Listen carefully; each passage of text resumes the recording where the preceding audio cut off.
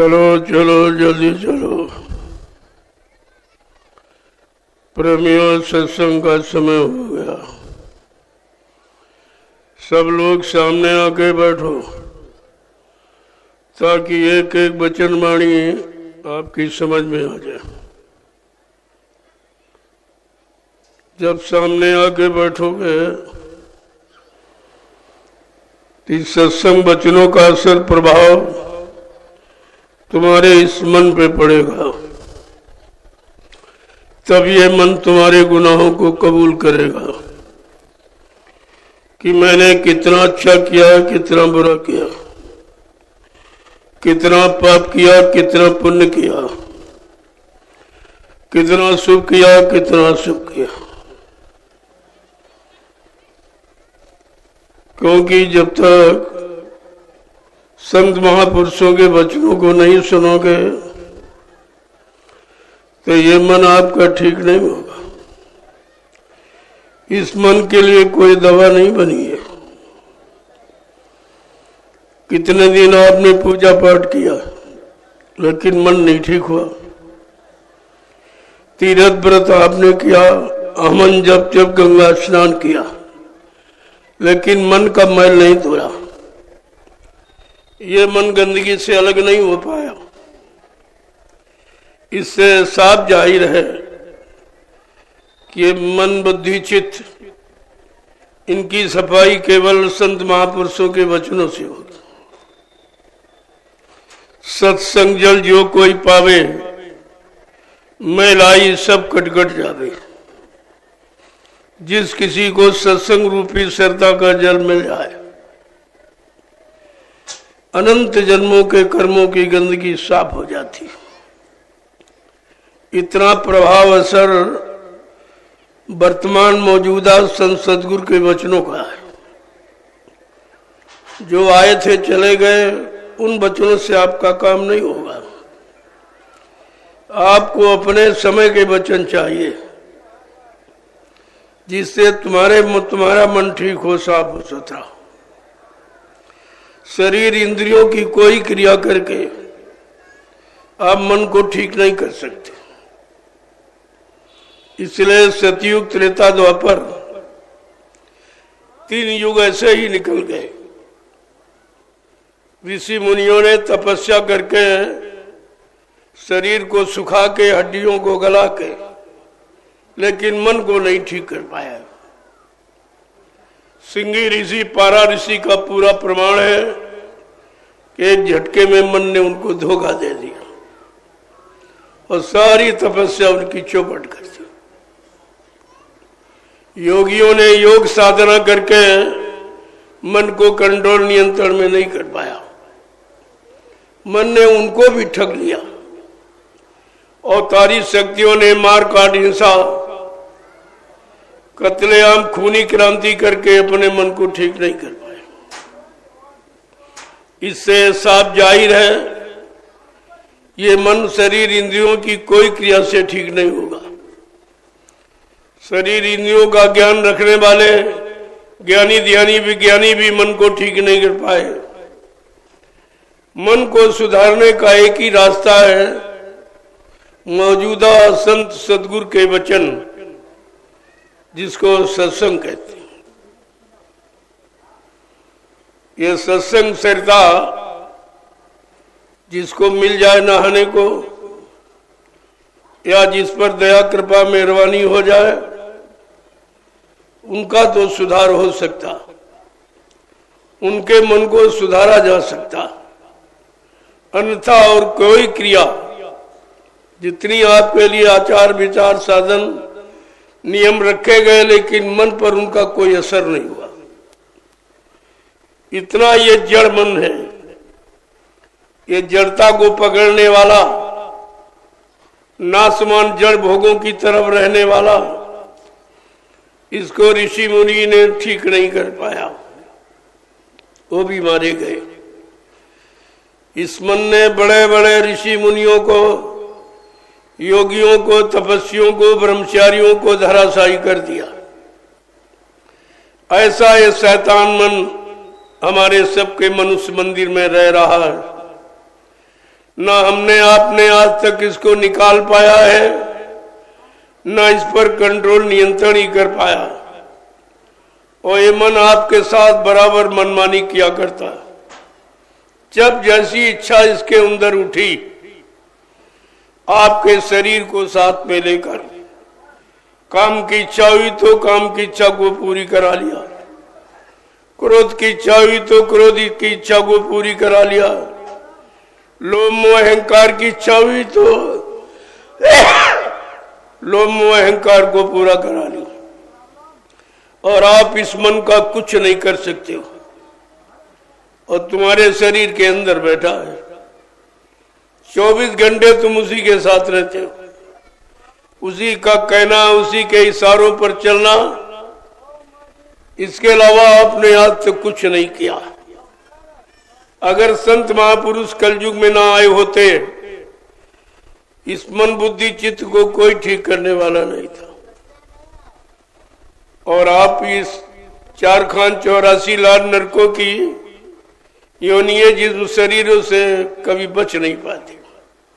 और आज भी आपका वही काम है। मन ऐसे कर्मों की सलाह देता है और उसकी सलाह मानकर तुमने वही कर्म किए हैं 4 खान 84 लाख जो नरक में जाने की है, वही आप करते रहे और आज भी कर रहे। इससे कोई ज्ञानी ध्यानी अलग नहीं हो पाया। कितना धनवान बलवान बुद्धिमान हो, लेकिन मन ने किसी को बख्शा नहीं है।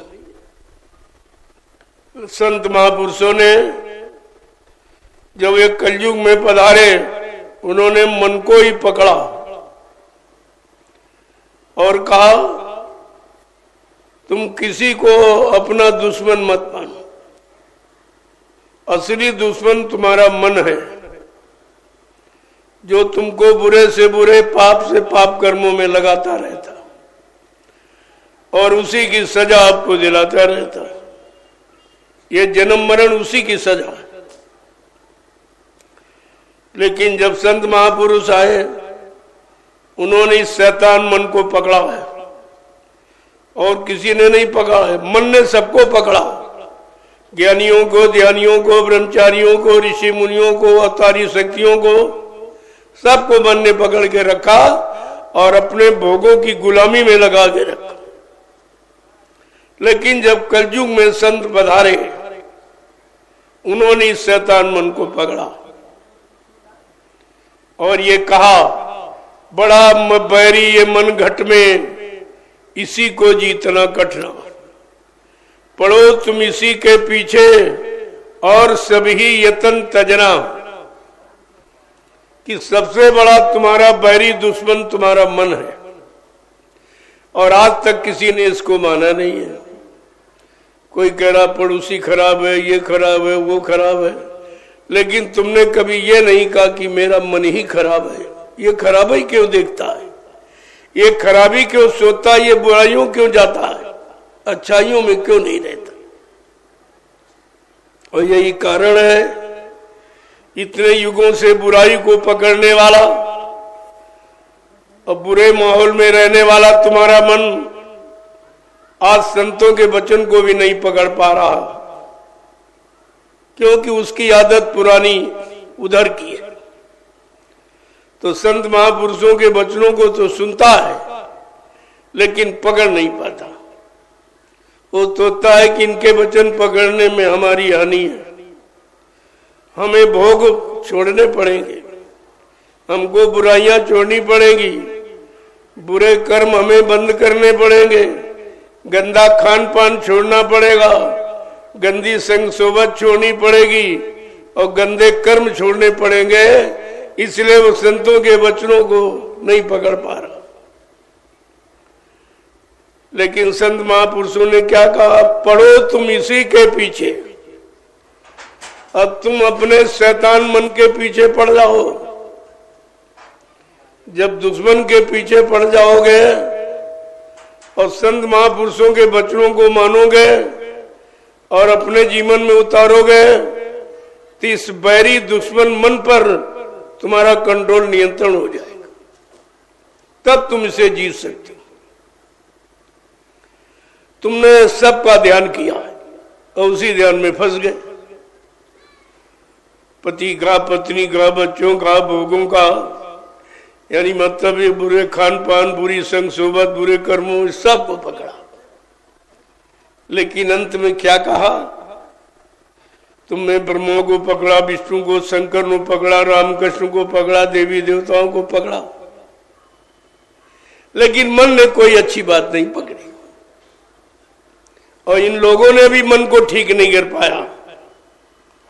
जिनको तुम सर्वे सर्वा मानते हो, विधि हरिहर यानी ब्रह्मा विष्णु महादेव, इनको सृष्टि का सबसे बड़ा कर्ता धर्ता नियंता माना जाता है, और ये भी बेचारे मन के गुलाम बने रहे। मन ने इनको भी नहीं छोड़ा और वहीं पर रखा, आगे नहीं बढ़ने दिया। ब्रह्मा ब्रह्मलोक का सुख आनंद उठा रहे, लेकिन उनकी जीवात्मा जगी न घर पहुंची। भगवान विष्णु विष्णुलोक का सुख आनंद उठा रहे, उनकी जीवात्मा जगी न घर पहुंची। भगवान शंकर शिवलोक का सुख आनंद उठा रहे, उनकी जीवात्मा जगी न घर पहुंची। भगवान राम साकेत लोक का सुख आनंद उठा रहे, उनकी जीवात्मा जगी न घर पहुंची। और भगवान कृष्ण गोलोक का सुख आनंद उठा रहे, उनकी जीवात्मा जगी न घर पहुंची। देवी देवता देवलोक का सुख आनंद उठा रहे, उनकी जीवात्मा जगी न घर पहुंची। तो तुम कैसे इनका ध्यान करते हो, इनका इन्हीं को स्मरण करते हो, इन्हीं को जपते हो। जब सीताराम खुद नहीं पहुंच पाए, खुद जीवात्मा को नहीं जगा पाए, मालिक का दर्शन नहीं कर पाए, तो सीताराम कहने से तुम्हारा काम हो जाएगा। कितनों का काम हो गया? देखा, किसी का काम हुआ? सीताराम ने किसी को शाकाहारी बना पाया? आज भी सीताराम का कितना बोलबाला है, लेकिन मांसाहारी बढ़ते चले जा रहे, शराबी बढ़ते चले जा रहे, व्यभिचारी बढ़ते चले जा रहे, झूठ छलकपट करने वाले बढ़ते चले जा रहे, चोरी डकैती कत्ल बलात्कार करने वाले बढ़ते चले जा रहे। तो कहाँ काम हो रहा है? किसका काम हुआ? इस पर विचार करना चाहिए। भागे चले जा रहे, भागे चले जा रहे, कहीं कुछ नहीं। जिनको देखा नहीं, जिनको जानते नहीं, जिनकी वाणी को सुना नहीं, उनके पीछे दौड़ रहे हो। और गुरु तुम्हें सुनाने नहीं, निकालने आया, और तुम्हारी जीवात्मा का कल्याण करने आया, और तुम्हारे पाप कर्मों को क्षमा करने आया। उसके बारे में तुम्हारा कोई ध्यान नहीं है, उसकी तरफ कोई नहीं है। जहां से काम होना उसकी तरफ बिल्कुल नामो निशान नहीं। और जिनका खुद ही काम नहीं हुआ, उनके पीछे दौड़ रहे हो। क्या हो जाएगा? ये अयोध्या में मंदिर बन गया, क्या हो गया? कोई गरीबी चली जाएगी, बेरोजगारी खत्म हो जाएगी, महंगाई समाप्त हो जाएगी, महंगाई बढ़ जाएगी। आपको ये विचार करना चाहिए कि ये जड़ कभी चेतन का काम नहीं कर सकता। जड़ पूजा से चेतन पूजा का लाभ नहीं मिलेगा। तुम्हारी जीवात्मा चेतन है, परमात्मा चेतन है, परमात्मा का नाम चेतन है, और चेतन चेतन को पाएगा। और इन लोगों ने अपने स्वार्थ लोभ लालच के लिए तुम्हें जड़ में फंसा दिया। किसी को पत्थर में, किसी को कागज कैलेंडर में, किसी को पानी में, किसी को तीरथ मूर्त में, ये जड़ में फंसा दिया। लेकिन चेतन की बात कोई नहीं करता, क्योंकि ये चेतन के बारे में अनभिज्ञ है। इनको चेतन का अर्थ ही नहीं मालूम, चेतन किसे कहते और जड़ किसे कहते। गोस्वामी जी महाराज ने ये जड़ चेतन की परिभाषा बताने के लिए, सच्चा ज्ञान कराने के लिए रामचरितमानस की रचना की। ये श्री राम को तो मानते हैं, लेकिन श्री रामचरितमानस को बिल्कुल नहीं मानते, उसके बारे में जानते ही नहीं कि रामचरितमानस क्यों लिखा गया। ये प्रभु प्राप्ति के लिए लिखा गया, ये अच्छे सत्कर्म करने के लिए, अच्छा मानव खान पान करने के लिए, अच्छे भाव विचारों में रहने के लिए, एक दूसरे की सेवा और मदद करने के लिए रामचरितमानस की रचना की। लेकिन कोई मतलब उसका नहीं। श्री राम का अल्लाह मचा रहे और श्री रामचरितमानस को बिल्कुल नहीं जानते। उसके अनुसार अगर चलेंगे तो इनका खेल ही खत्म हो जाएगा। इनको कोई पूछेगा नहीं। आगे वो समय आ रहा जिसको संत महात्माओं ने बताया कि इन पर कोई थूकने वाला नहीं मिलेगा। पूजा करना, जल चलाना तो छोड़ दो, थूकने वाला नहीं मिलेगा। जब इनकी सारी सच्चाई, सारी पोल खुलेगी तो इन पर थूक भी लोगों का कम पड़ जाएगा। लेकिन आप देखते जाइए क्या हो रहा, समय कैसे कर्मठ बदलता है। ये संत महापुरुषों को मालूम, ये धरती पर किसी को नहीं मालूम है और इसके बारे में कोई बता ही नहीं सकता कि आगे क्या होने वाला है। और बाबा जी सन 80 से बराबर आपको बता रहे हैं ये होगा, वो होगा, और वही हो रहा। जो जो उन्होंने कहा सब आपके सामने आया। कहा जो जो मैं कहूंगा वो दोहराना पड़ेगा। इस झंडे के नीचे सबको आना पड़ेगा, कोई नहीं बचेगा। ये जितने आप काले, नीले, पीले, लाल, हरे झंडे देख रहे हो, वो दिन सामने आने वाला है। ये सब अपने अपने झंडों को फेंक कर अगर जय गुरुदेव प्रभु नाम के झंडे के नीचे अगर ना जाए तो इस बाबा को बाबा मत कहना। जय गुरुदेव। ये सब आपके सामने करके दिखा दिया जाएगा। लेकिन थोड़ा इंतजारी करो। अच्छे समय की इंतजारी सबने की है। इंतजारी समय का इतिहास है। बगैर इंतजारी के कोई इतिहास नहीं बना। जो इतिहास बने हैं सब इंतजारी से बने। भगवान राम चाहते, चक्रवर्ती राजा दशरथ के लड़के थे, अयोध्या से फौज ले आते और लंका पर चढ़ाई करके रावण को मार सकते थे। लेकिन नहीं, 14 बरस इंतजारी की। एक दिन नहीं, 14 बरस। और आपने तो 1 मिनट भी इंतजारी नहीं की। जो कलयुग जाने सतयुग आने की बात कही गई है, न कलयुग जाने की इंतजारी, न सतयुग आने की इंतजारी आपने की। अभी तो 10 वर्ष हुए। कहा था बाबा जी ने कि भगवान राम को त्रेता के परिवर्तन में 14 वर्ष लग गए। कृष्ण भगवान को 18 दिन लग गए। कहा था बाबा जी ने लेकिन बच्चा, कलयुग के परिवर्तन में हमको 18 मिनट भी नहीं लगेंगे। जय गुरुदेव। 18 मिनट नहीं लगेंगे। ऐसा समृद्धमानी भूमंडल पर अब की बार आया है जिसके बारे में अब किसी को कोई अभी ज्ञान नहीं है, कोई जानकारी नहीं, कोई विश्वास नहीं। ये कहा कि चुटकी बजाती, ये तो कुछ नहीं है। महापुरुषों के लिए गंदा माहौल, गंदा खान पान, गंदे भाव विचार, गंदे कर्म हटाना मिटाना, उनके लिए कहते चुटकी बजाती हो जाएगी। मेरे पास ऐसी भूमिका व्यवस्था है जिस व्यवस्था का नाम दूरदर्शी है। दूरदर्शी, दूरदर्शी का मतलब कोई राजनीति पार्टी नहीं है। दूरदर्शी मतलब दूर तक देखने वाला, दूर तक सोचने वाला, दूर तक विचारने वाला और सबके कष्ट मुसीबत को दूर करने वाला। ऐसी भूमिका व्यवस्था को कहते हैं दूरदर्शी।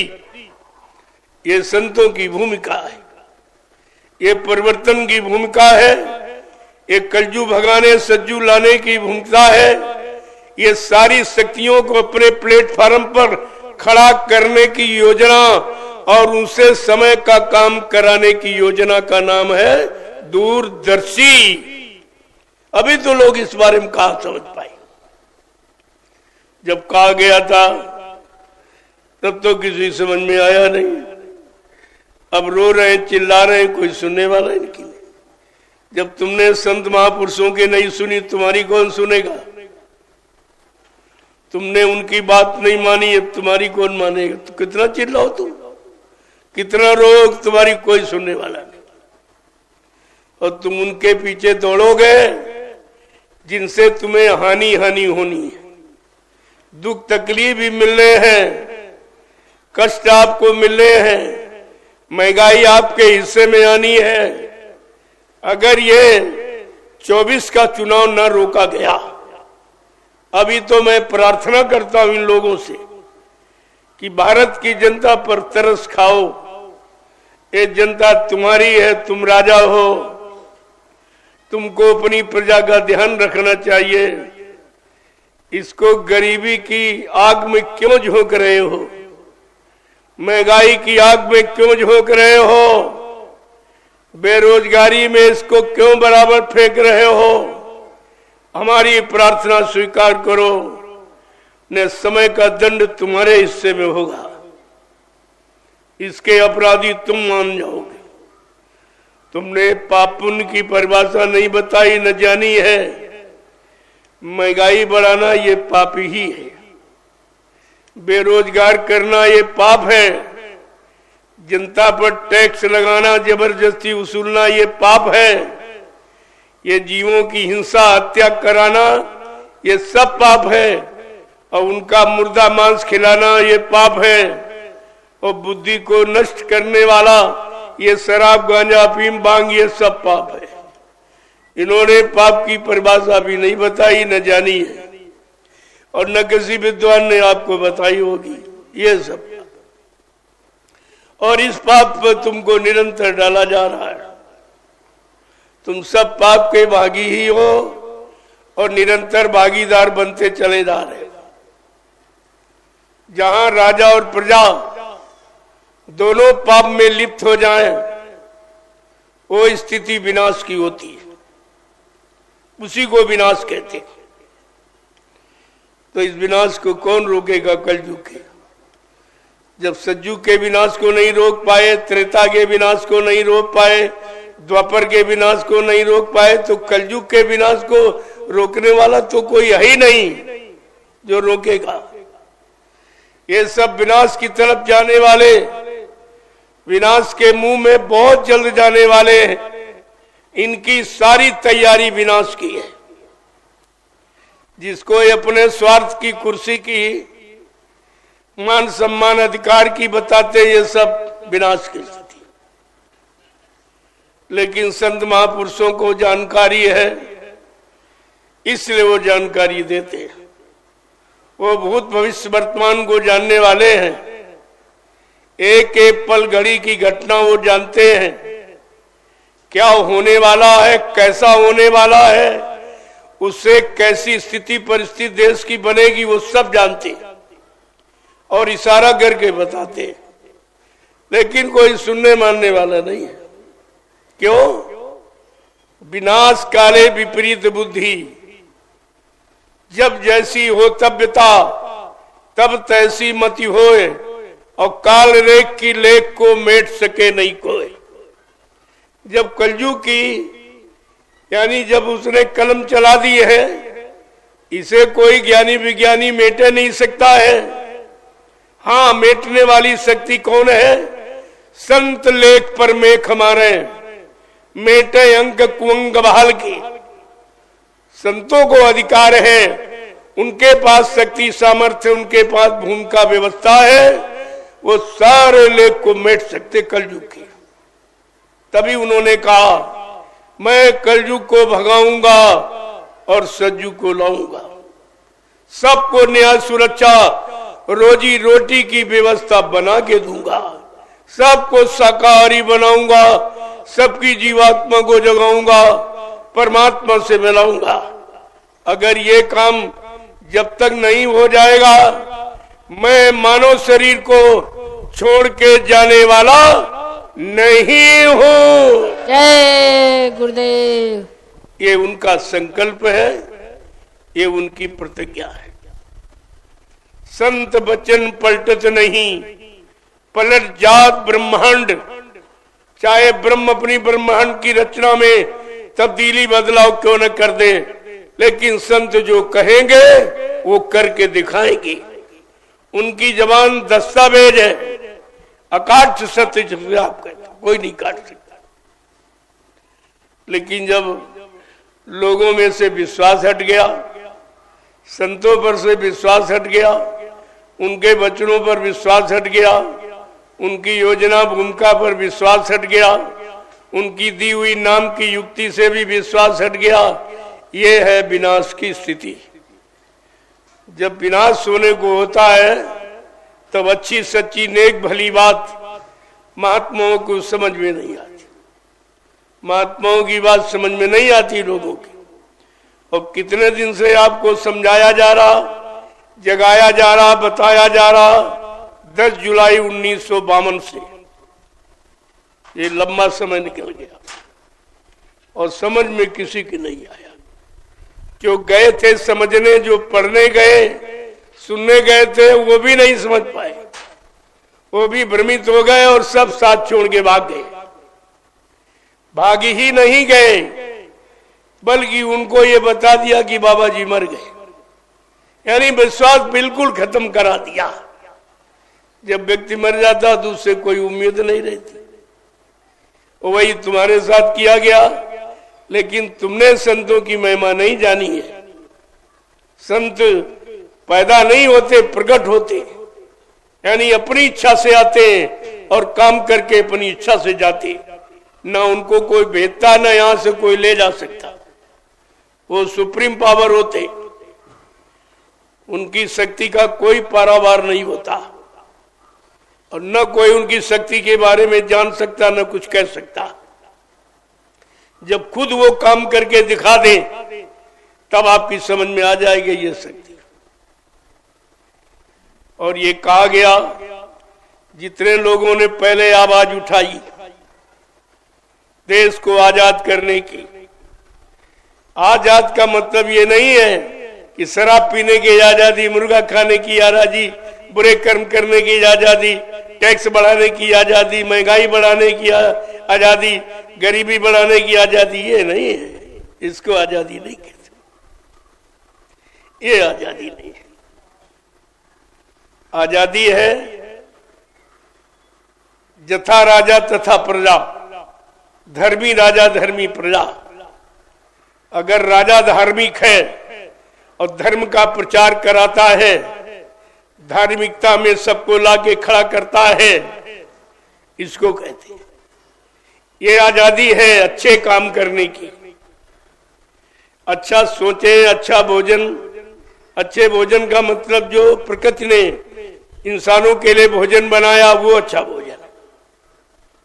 अच्छे मतलब कोई चटपटा, कोई तीखा, कोई रजोगुणी, कोई तमोगुणी वाला नहीं, सतोगुणी वाला। सतोगुणी आहार यानी सत्य में आपको परिवर्तित करता है, सत्य आप में प्रवेश करता है, सत्य मार्ग पर आपको चलाता है और सच्चे विचार तुम्हारे अंदर आते हैं। तब सच्चे कर्म जनहित, समाजहित, देशहित के आप करते हो। ये सब जानकारी आपको रखनी चाहिए थी। और बाबा जी ने 10 जुलाई 1952 से सब कुछ आपको पढ़ाया। मथुरा में सब कुछ पढ़ाया, सिखाया, समझाया, जगाया, चिताया, होश में लाके खड़ा किया। माँ बहन बेटी की फर्क पहचान आपको बताई। क्या नहीं, कौन सा ऐसा, चाहे वो सामाजिक हो, चाहे पारिवारिक हो, चाहे व्यवहारिक हो, हर मोड़ पर आपको शिक्षा दी गई। ऐसा तो किसी ने आपको ये चौमुखी ज्ञान नहीं कराया, लेकिन संतों ने ये सब आपके सामने खोल के रखा और जड़ चेतन के बारे में बताया। ये संसार जड़ है और आपका शरीर भी जड़ है। अगर परमात्मा अपनी चेतन जीवात्मा को निकाल ले तो ये शरीर बेकार हो जाए। आप इससे कुछ नहीं कर सकते। इसका मतलब शरीर में काम करने की शक्ति का नाम ही तो जीवात्मा है। अगर जीवात्मा बनी रहेगी तो सब कुछ काम आप करते रहोगे और जिस दिन निकल जाएगी उस दिन सारे काम तुम्हारे खत्म हो जाए। तुम किसी सामान का प्रयोग नहीं कर सकते हो, न मकान में रह सकते हो, न समाज परिवार वाले लोग रखेंगे, न कोई रिश्ता तुम्हारे से जोड़ेगा।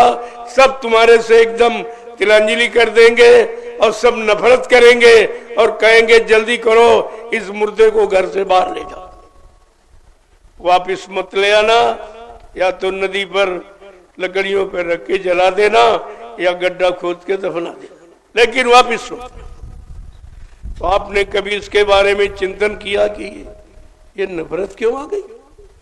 अभी तक सारे रिश्ते जोड़े थे, बड़ा प्रेम प्यार करते थे, कहते थे हमारा हमारा है, और आज 1 मिनट में ये नफरत कहां से आ गई? इस पर कभी बैठ के विचार किया है? नफरत कारण है, जीवात्मा निकल गई। तुम्हारा सारा रिश्ता जीवात्मा से, प्रेम प्यार मोहब्बत तो जीवात्मा से, लगाव स्वार्थ तो जीवात्मा से, काम करने की इच्छा और बनने की इच्छा, यह सब जीवात्मा के कारण होगा।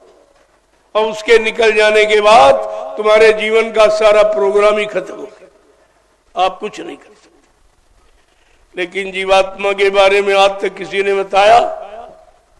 इन बेचारों को क्या पता?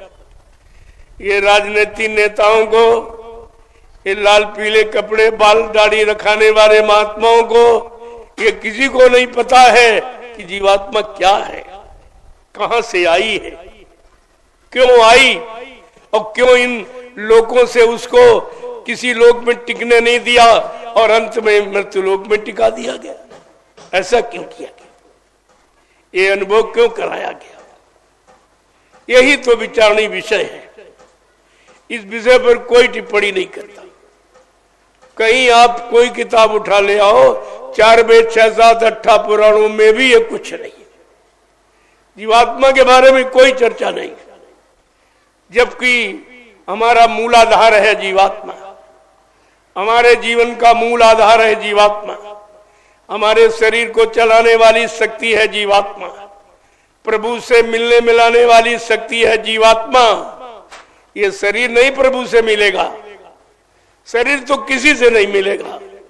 जब तक जीवात्मा तब तक आप मिलते जुलते हो, रिश्ते नाते जोड़े हो, और जिस दिन जीवात्मा निकल जाएगी तो ही कोई तुमसे मिलने को तैयार नहीं हो। सबको नफरत होगी, कह रहे भाई ले जाओ इसको घर से बाहर करो, अब ये देखा नहीं जा रहा, बहुत खराब लग रहा है, अब इसको ले जाइए। पूछा जब क्यों नफरत करे हो? कहते क्या चला गया, शरीर का कोई अंग नहीं कटा है, सारे अंग मौजूद है, फिर नफरत क्यों करते हो? कहले जो बोलता था वो बोलने वाला चला गया। कहा बोलने वाला कौन था? कहा वो जीवात्मा थी। परमात्मा की जीवात्मा ही बोलने वाली थी, काम कराने वाली करने वाली थी, सारा ज्ञान ध्यान रखने वाली थी। शरीर अगर ज्ञानी है तो अब शरीर में ज्ञान कहां चला गया? शरीर अगर बलवान है तो शक्ति कहां चली गई? यही तो विचार करना चाहिए। संत महापुरुषों ने कहा नहीं भाई ये जड़ है, शरीर जड़ है, इसमें कुछ नहीं है, मुर्दा है। जीवात्मा के बिना ये मुर्दा, और जीवात्मा जिसमें पहुंच जाए उसे जिंदा कर देगी। जड़े करे चेतन, जो जड़ को चेतन का रूप दे दे उसको कहते जीवात्मा। और इसके बारे में शायद किसी ने कुछ नहीं कहा, न ऋषि मुनियों ने बताया, न योगियों ने, ब्रह्मचारियों ने। जिनको भगवान का अवतारी शक्तियों वो भी नहीं जान पाए। उन्होंने जो अनैतिक कार्य किया उसकी प्रशंसा की जा रही, जिसने करोड़ों को मारा उसकी पूजा की जा रही। अगर तुम एक को मार दो तो 302 के मुलजिम कहे जाओगे, तुम्हें जेल में बंद किया जाएगा, फांसी की सजा दी जाएगी। एक मारा उसको फांसी की सजा, और जिसने करोड़ों मारे उसकी पूजा। यह है जड़ मृत्यु देश की ये महिमा है, जिसको संत महापुरुष को सिवा किसी ने जाना ही नहीं, और आज भी नहीं है। कितना हल्ला मच रहा सीताराम सीताराम। इनसे पूछो तुमने देखा सीताराम? जब तुमने देखा नहीं है, उनके काम को नहीं देखा, उनकी आवाज को नहीं सुना, उनके शरीर रूप रंग को नहीं देखा, तो बगैर देखे कोई रचना कर सकता? बगैर देखे कोई यानी बता सकता, समझा सकता? गोस्वामी जी महाराज ने इसी भ्रम को दूर करने के लिए उन्होंने स्पष्ट कहा, देखे बिन न होए प्रतीति, और बिन प्रतीत होए नहीं प्रीति। बिना देखे किसी से प्रेम होता ही नहीं। और इनसे पूछो तुम्हारा सीताराम से कैसे प्रेम होगा, तुमने तो देखा ही नहीं। और वो करोड़ों वर्ष की बात हो गई, एक युग बीच में छूट गया, द्वापर और त्रेता की चर्चा हो रही। क्या द्वापर खराब था? द्वापर बड़ी शक्ति से इनसे करोड़ों गुना बड़ी थी। ये तो 16 कलाते आए थे राम, और द्वापर में कृष्ण आए 64 कलाओं से। कितने गुना बड़ी शक्ति, उसका जिक्र नहीं। और ये पीछे की बात करने लगे। इनसे पूछा जाए भाई सीताराम तो त्रेता में आए थे, द्वापर को क्यों छोड़ दिया? इन्होंने तो 14 वर्ष के बाद कुछ काम कर पाए, और कृष्ण ने तो 18 दिन में महाभारत करा दिया। इतनी बड़ी शक्ति थी, उसकी कोई चर्चा नहीं। ऐसे ये अज्ञानी है, इन अज्ञानियों के पीछे तुम दौड़ते हो, इन अंधों के पीछे दौड़ते जिन्होंने देखा नहीं राम को, इन बहरों के पीछे दौड़ते जिन्होंने उनकी वाणी सुनी नहीं। ऐसे बुद्धिहीनों की बात मानोगे तो तुम्हारा परिणाम खराब होगा। मैंने स्पष्ट कहा, अगर 24 का चुनाव हुआ तो भारत की जनता के चिथड़े उड़ जाएंगे, चिथड़े। तुम पर कोई रोने वाला नहीं मिलेगा, इतनी लाशें पड़ेंगी। लेकिन अभी तो समझ में नहीं आ रहा, ये विनाश का इतिहास क्यों बना रहे हो? विनाश क्यों कराने जा रहे हो भारत की जनता का? कि जनता ने तुम्हारा साथ दिया है, चंदा, नोट बोर्ड, महंगाई, टैक्स सब भरे, आज भी भर रहा। कम से कम इन पर तरस खाओ। और अगर 24 का चुनाव आपने कराया तो कुछ नहीं बचेगा, न राजा के पास और न प्रजा के पास। कुछ नहीं बचेगा, कुछ बचेगा नहीं, सब खत्म हो जाएगा। हमारा तो कहना फर्ज है। मैं तो अभी प्रार्थना कर रहा हूं इनसे कि अपनी जनता पर तरस खाओ, जो तुम्हारे पीछे दौड़ रही है, तुमको अपना राजा भगवान मान रही है। अरे जनता पर तरस खाओ। इसे महंगाई, टैक्स, गरीबी की आग में क्यों झोंकने जा रहे हो? इसका क्या तुम्हारा नाम होगा या जनता का काम होगा? विचार करो। अभी मैं प्रार्थना करता हूं देश के जिम्मेदारों से और महात्माओं से कि तुम भी बदनाम हो जाओगे। तुमने अच्छी सच्ची नीति राजा को क्यों नहीं दी? अच्छे सच्चे रास्ते की जानकारी राजा को क्यों नहीं कराई? तुम भी दोषी हो जाओगे। जो 4 शंकराचार्य बैठे हो, सारा दोष तुम्हारे पर आ जाएगा। तुम भी कुदरत की मार को सह नहीं पाओगे। तुम्हारा कर्तव्य है। और वैसे भी महात्मा और मंत्री अच्छी सलाह के लिए रखे जाते हैं। अपने राजा को समय पर अच्छी सलाह दें, अच्छे सच्चे रास्ते पर चलने की प्रेरणा दें, तो उनका कर्तव्य पूरा हो जाए, उनको भी सम्मान मिल जाए, और राजा अच्छे काम करे तो प्रजा उनकी भी पूजा करने लगे। मैं कोई निंदा आलोचना नहीं कर रहा हूं। मैं तो हर युग की भांति केवल एक प्रार्थना कर रहा हूं कि मान जाओ तो तुम्हारे लिए, प्रजा के लिए अच्छा रहेगा। राजा प्रजा दोनों के लिए अच्छा रहेगा। और नहीं मानोगे तो तुम जानो, तुम्हारा काम जाने। मेरा फर्ज है कहने बताने का। मैं कह रहा हूं, कोई नहीं कह रहा। पूरे हिंदुस्तान में मेरे सिवा कोई नहीं कह रहा मंच से। ऐसे महाभारत में केवल महात्मा विदुर ने कहा था ये नीति अच्छी नहीं है, ये युद्ध विनाशकारी है, ये विनाश करने की योजना, बचेगा कोई नहीं। न राजा के पास पुत्र बचेंगे, न कोई सामान राज्य बचेगा। बहुत सलाह अच्छी दी थी लेकिन उनकी सलाह को किसी ने माना नहीं तो उन्होंने इस्तीफा दे दिया, यानी बोलना बंद कर दिया, नीति का उपदेश करना बंद कर दिया। कहने का मतलब यह है कोई तो कहने वाला होना चाहिए। देश समाज के प्रति, देश समाज परिवारों में रहने वाले लोगों के प्रति किसको प्रेम है, किसको भारत की जनता से लगाव है? क्योंकि जनता राजा के लिए पुत्र के समान होती है। अगर पुत्रवत भाव राजा नहीं करेगा तो वो राजा नहीं माना जाएगा, उसका इतिहास नहीं लिखा जाएगा, और लिखा जाएगा तो बुरा इतिहास लिखा जाएगा, अच्छा नहीं लिखा।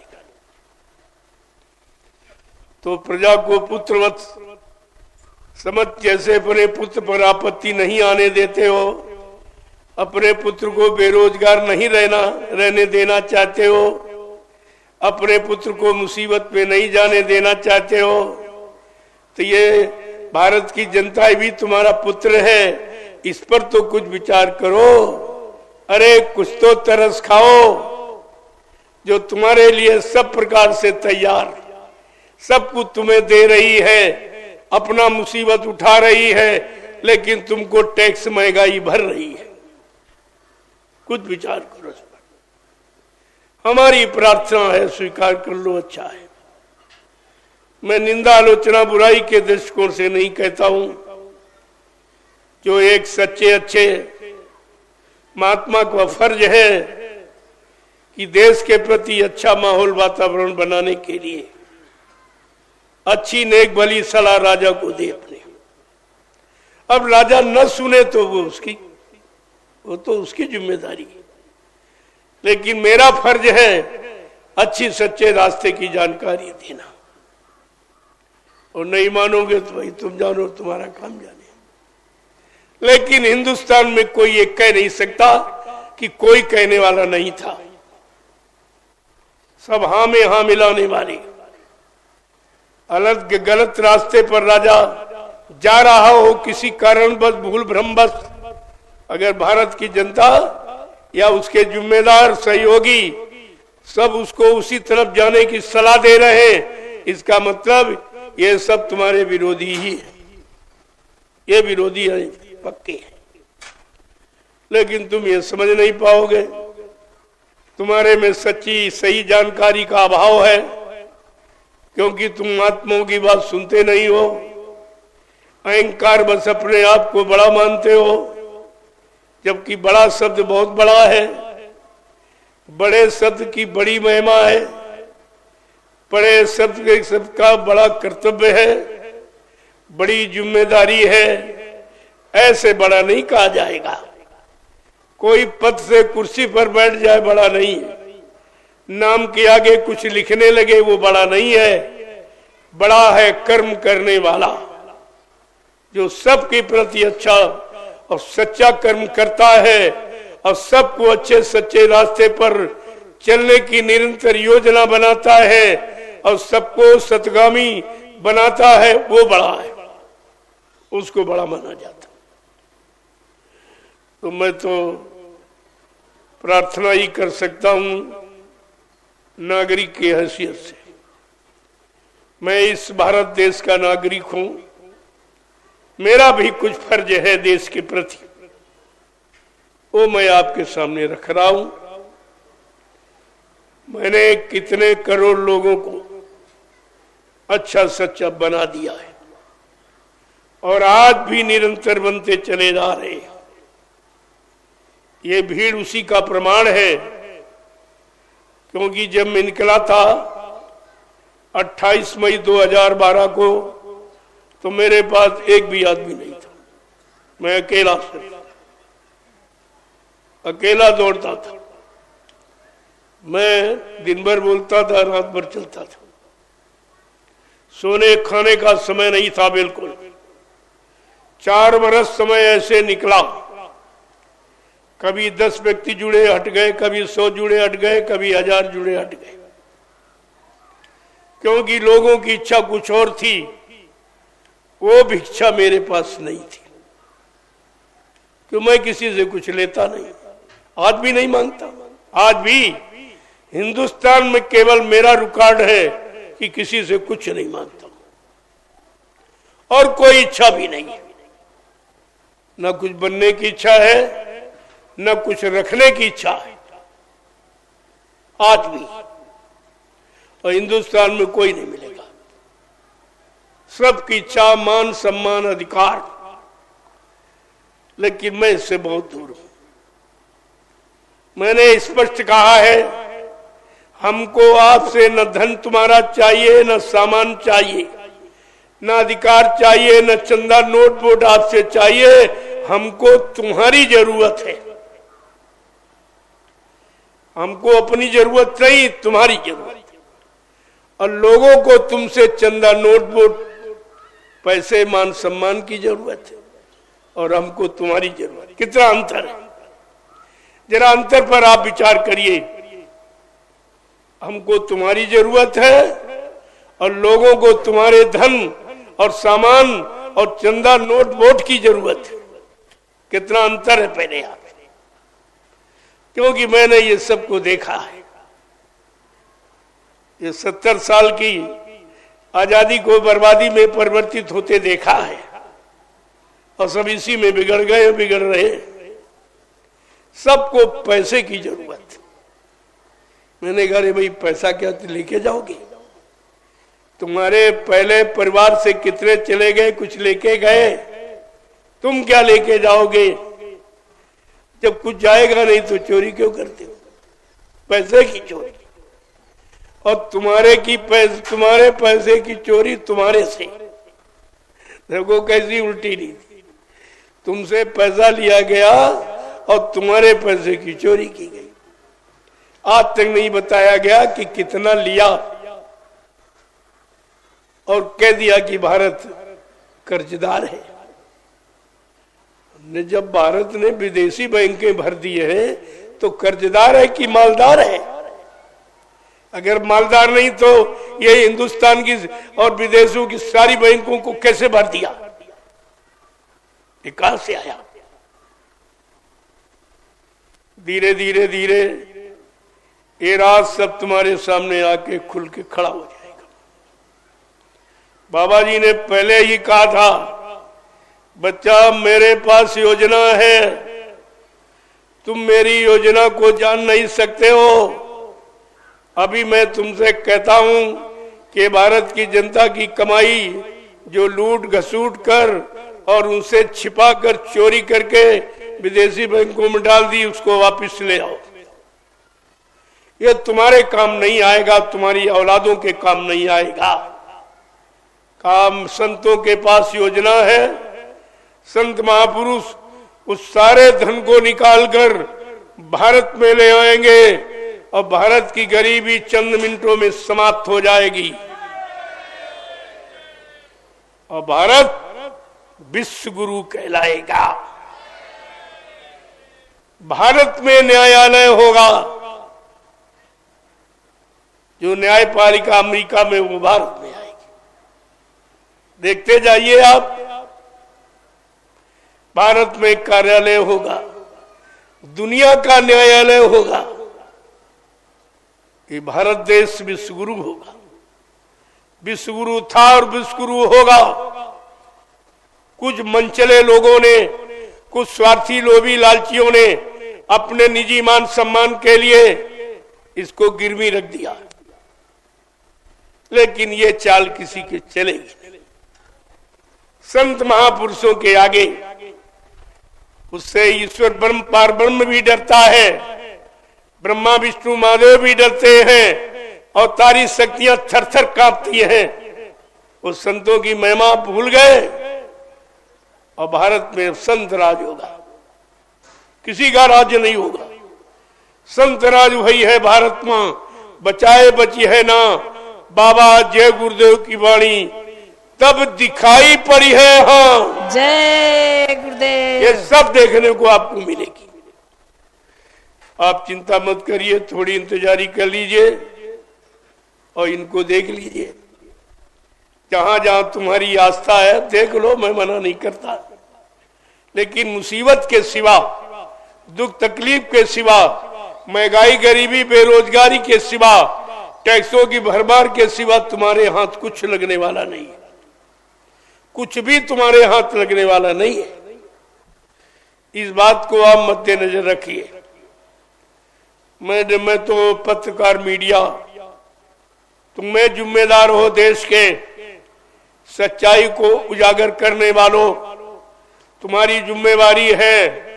अगर समय से सच्चाई को न बताया और बुराइयों को, भारत के राजा को न समझाया तो ये दोष तुम्हारे पर भी लगेगा।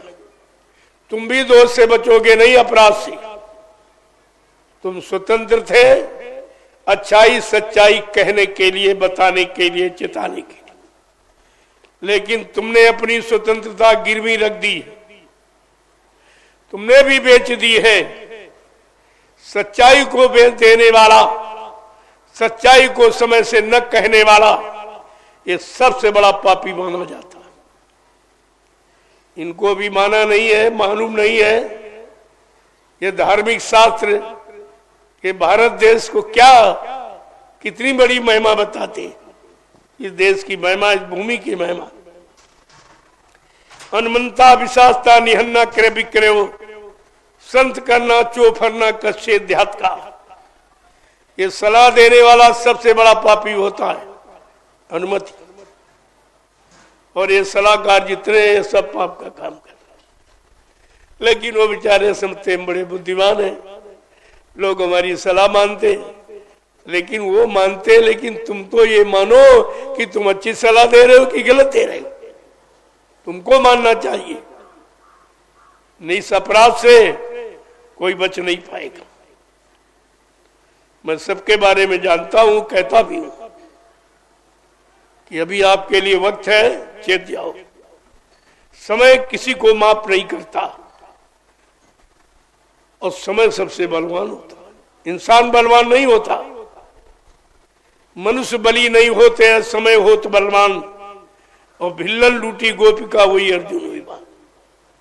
इतिहास साक्षी है कि इंसान बलवान नहीं होता। केवल गरूर, घमंड, अहंकार में वो अपने को मान लेता, मैं बड़ा हूं, मैं गरीब हूं, मैं पदाधिकारी हूं, मैं अधिकारी हूं। तुम कुछ नहीं, तुम कुछ भी नहीं हो। तुम एक इंसानी पुतला हो, जीवात्मा के बगैर तुम निर्जीव हो। तुम्हारे में कोई शक्ति बल नहीं है और जीवात्मा तुम्हारी नहीं है, वो परमात्मा की है। और जब तक तुम परमात्मा के नहीं बनोगे, तुम्हारी जीवात्मा तुम्हारा ही काम नहीं करेगी, इनकार कर देगी, तुमको अच्छे सच्चे काम से अलग कर देगी। तो आपको इस पर विचार करना चाहिए। भारत देश को हमारी दृष्टि से तो बहुत खुशहाल होना चाहिए। भारत में रहने वाले लोगों को सदाचारी, शाकाहारी रहना चाहिए था। क्यों? कि भारत देश के लोगों के सामने 3 युगों का इतिहास है। सतयुग का, त्रेता का, द्वापर का। अच्छी उम्र वाले, अच्छी मन की ताकत रखने वाले, इंद्रियों में संयम, त्याग, वैराग रखने वाले, अच्छा मानवीय खान पान करने वाले, अच्छी संग सोबत में रहने वाले, अच्छे कर्म करने वालों का इतिहास है। तो अगर आपने 3 युगों का इतिहास पढ़ लिया होता तो तुम्हारे सामने कोई अच्छा नहीं था। कोई सतहारी, शाकाहारी, ब्रह्मचारी कोई नहीं रहता। इसका मतलब भारत देश खराब हो गया। इसका कारण कि तुमने किसी युग की शिक्षा नहीं मानी, किसी युग की रहनी गहनी आपने स्वीकार नहीं की।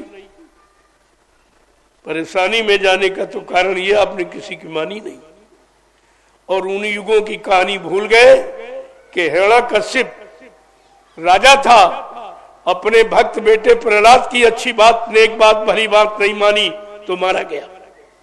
इतिहास त्रेता में 4 वेद, 6, 7, 18 पुराणों का ज्ञाता, उत्तम कुल पुलस्त करना थी, शिव बिरंच पूजे वो वहती, इतनी बड़ी यानी महिमा है जिसकी।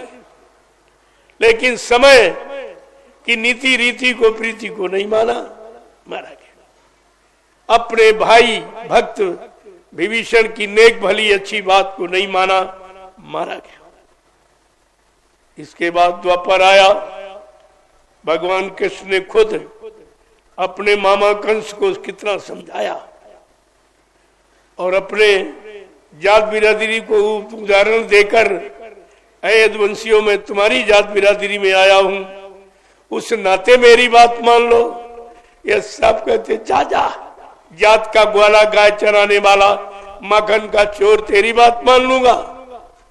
कितना अपमानित किया कृष्ण को, अमर्यादित कट शब्दों का प्रयोग करके उनको कितना लज्जित किया। बेचारे मजबूर हो गए, लाचार हो गए, विवश हो गए। अंततोगत्वा उनको 18 दिन की एक लीला, एक खेल जिसे महाभारत कहते हो, करना पड़ा और सबकी अकल ठिकाने हो गई। वो 64, वो 56 लाख वो मारे गए सब, जो ये कहते थे। अब वो धनवान, बलवान, बुद्धिमान अपने आप को कहता था मैं भगवान हूं, तू कहां है, वो भी मारा गया। ये अहंकारी, अभिमानी, गुमानी, घमंडी, इनका विनाश के सिवा और कोई इतिहास नहीं का। ये तो 3-3 इतिहास तुम्हारे यहाँ बड़े, उन्हीं को पढ़कर आदमी सुधर जाता, अपने आप को संभाल लेता, रोक लेता। लेकिन ये तो वो भी नहीं मानती, ये वो भी नहीं मानती। उन लोगों ने तो समय की बात नहीं मानी थी, उनके पास कोई इतिहास नहीं था। ये कलयुग के जी लोगों के पास तो 3-3 युगों का इतिहास है, और वो भी विनाश का इतिहास है। कौन बचा, कौन मारा गया, बचने वाले के कर्म क्या है और मरने वाले के कर्म क्या, दोनों की जानकारी दी गई। और फिर जो नहीं मानोगे तो उनका कोई बचाव नहीं। राह की न सके गुरु का द्रोही, गुरु से द्रोह विद्रोह करने वाले को कोई बचा नहीं सकता। आज गुरु का सीधा विरोध है। आप देख रहे हो, मैं जगह जगह शुद्ध धर्म की चर्चा, कोई अपने स्वार्थ, लोभ, लालच, कोई किसी से दान दक्षिणा, रुपया पैसा लेने की बात नहीं, कोई चंदा नोट वोट की बात नहीं है, कोई यहां बनने की इच्छा नहीं है कि प्रधानमंत्री, राष्ट्रपति बन जाए। केवल भारत की जनता को सकुशल बनाने के लिए, उसको धर्मी कर्मी बनाने के लिए, उसको शाकाहारी सदाचारी बनाने के लिए तो हमको परमिशन लेनी पड़ती। ये अच्छी सच्ची नेक भली बात बताने के लिए परमिशन लेना पड़ता, और कहीं कहीं देते भी नहीं। मेरे पास पूरा इतिहास सब है, पूरा इतिहास मैं खोल के रखूंगा।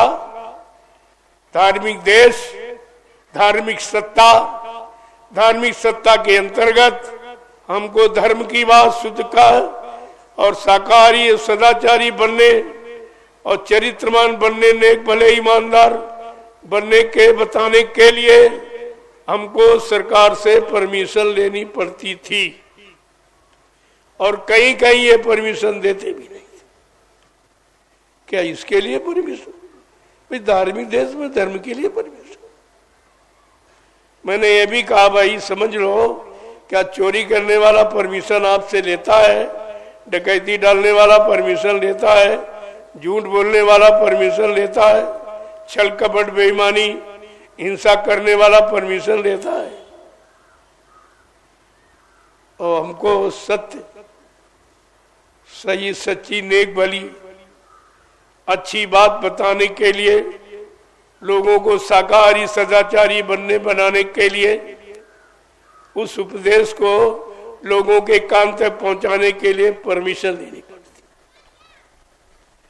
ये भी इतिहास कलयुग का देखिए कि कलयुग कितना खराब था कि सत्य, न्याय और अच्छी बात कहने बताने के लिए परमिशन नहीं, और बुरे काम की कोई परमिशन नहीं। चाहे जितना झूठ बोले, चाहे जितनी बेईमानी करे, छल करे, कपट करे, हिंसा करे, मतलब यानी चोरी डकैती कर, बलात्कार करे, कोई परमिशन नहीं। ये सब क्या है? अरे तो बहुत छोटी बात, इस पर तो विचार करना ही चाहिए। और विचारमान जो साथ में लगे उनको बताना चाहिए। अगर राजा किसी कुमारक पर जा रहा हो, गंदी नीति को अपना रहा हो, तो ये सलाहकार जो मंत्रिमंडल है, इनको सलाह देनी चाहिए समय पर, यानी उनको मतलब ऐसी सलाह देनी चाहिए जिससे उनका भी भला हो और भारत की जनता का भी भला हो। राजा प्रजा दोनों का लाभ, राजा नरक में जाने से बच जाए और प्रजा मुसीबत दुख तकलीफों से बच जाए, ऐसी सलाह इस मंत्रिमंडल को देना चाहिए। इसीलिए वो अपने सहयोगी बनाता, मंत्रिमंडल बना। और मंत्रिमंडल का क्या काम? ये सहयोगी है, अच्छे काम में सहयोग देने वाले, लेकिन कोई नहीं, सब बुरे काम करते हैं और बुरे काम का सहयोग देते हैं और उसी में अपना बड़प्पन, अपनी बुद्धिमानी समझते हैं। ये सबसे बड़ी गंदी नीति ये है। जय गुरुदेव, जय गुरुदेव, जय गुरुदेव, जय गुरुदेव, जय गुरुदेव, जय गुरुदेव, जय गुरुदेव। नाम किसका? प्रभु का। जय गुरुदेव। नाम किसका? प्रभु का। जय गुरुदेव। नाम किसका? प्रभु का। प्रभु का प्यारा नाम। जय गुरुदेव। प्रेमियों, इस भारत देश की आजादी का एक निराला अनोखा इतिहास है। उसको तो खोल के कोई नहीं कहता, लेकिन मैं कहूंगा कि 26 जनवरी गणतंत्र दिवस के नाम से जो सारा हिंदुस्तान जानता है, मैं उस पावन पवित्र तिथि पर राष्ट्र के नाम संदेश दूंगा, और ऐसा संदेश जो किसी ने आज तक नहीं दिया, साफ जानकारी दूंगा,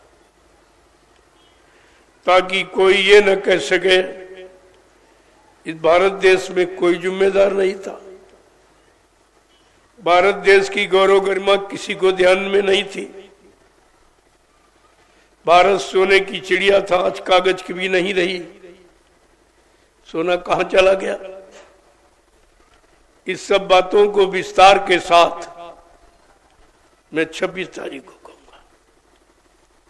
वो तिथि कहने की है, वो तिथि राष्ट्र के हित में संदेश देने की है, इसलिए तो 26 को कहूंगा। लेकिन उसके पहले मैं कुछ आपसे पूछने आया हूं और कुछ बताने आया हूं, खासकर जो जय गुरुदेव धर्म प्रचारक संस्था मथुरा भारत से जुड़े, पहले उनको दूंगा, उनसे पूछूंगा, विरोध की भावना से नहीं, सहयोग की भावना से। तो आप लोग ये बताइए, आप मथुरा जाते रहे हो, बाल बच्चेदार हो, सत्य बोलना, आप गुरु का दर्शन करने गए थे कि चेलों का? जोर से बोलो, गुरु का।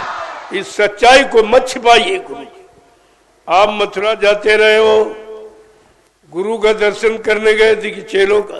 गुरु का। आप गुरु की सुनने गए थे कि चेलों की? गुरु की। आप गुरु की मानने गए थे कि चेलों की? गुरु की। आप गुरु भक्ति करने गए थे कि चेला भक्ति? गुरु भक्ति। और ये सब चेला भक्ति कर रहे, सबकी सबकी बात कह रहा हूं। अगर ये अभियान न चलाया गया होता तो सब चेला भक्ति में ही फंसे थे। ये तो समय का अभियान, संत बीज बिन से नहीं आए पड़े जो झोल, कंचन यदि विष्टा गिरे घटे न ताको मोल। संत अपना बीज कभी निर्बीज नहीं होने देते, वो अपना बीज सुरक्षित रखते हैं। नहीं तो तुम सब चेला भक्ति में जुटे पड़े थे, और अब भी पड़े। गुरु भक्ति भूल गए, चेला भक्ति कर। बेचारे ये भी नहीं जानते गुरु पार करेगा कि चेला पार करेगा। इतनी भी बात समझ नहीं आई इतने दिनों में। फिर तुम्हारा मथुरा जाने का, सत्संग सुनने का मतलब क्या हुआ? क्या मतलब आप निकला? जब गुरु शिष्य की महिमा नहीं समझ पाए, गुरु शिष्य में अंतर नहीं समझ पाए हो, तो तुम समझने क्या गए थे? दूसरी बात है, एक बात और पूछूंगा आपसे। आप ये बताइए, आपने नामदान गुरु महाराज से लिया या किसी चेले से लिया? गुरु महाराज से। देखिए, बड़े सोच के, बहुत सोच समझ के उत्तर देना।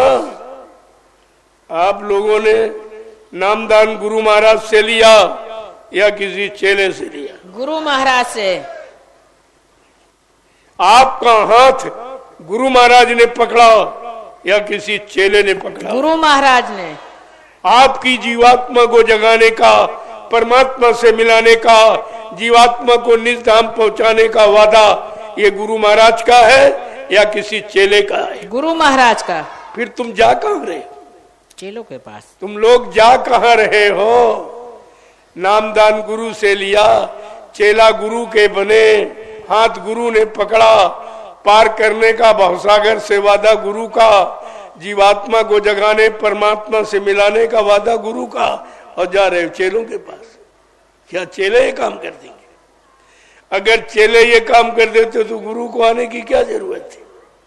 इतनी छोटी बात तुम नहीं जान पाए और तुम्हारे 60 वर्ष मथुरा में सत्संग सुनने में निकल गए और गुरु को नहीं सुन पाए, न गुरु को मान पाए, न गुरु को समझ पाए। तो तुम्हारा मतलब क्या? ये सब क्या मतलब निकला? जीवन का अनमोल समय आपने गंवा दिया। अब थोड़ा समय बचा है, उसमें भी भूल भ्रम में अभी पड़े हो। गई बहुत रही थोड़ी, वो भी जाने वाली है, ये क्यों नहीं सोचते? सब चली गई, थोड़ी बची है। अगर चेते नहीं तो वो भी जाएगी। अगर हम न चेते तो वो भी जा रही है और तुम रोक नहीं सकते हो। जब वो नहीं रोक पाए तो ये कैसे रोक? लेकिन महापुरुष अपनी वचन वाणी से कभी किसी जीव को अनभिज्ञ नहीं रखते।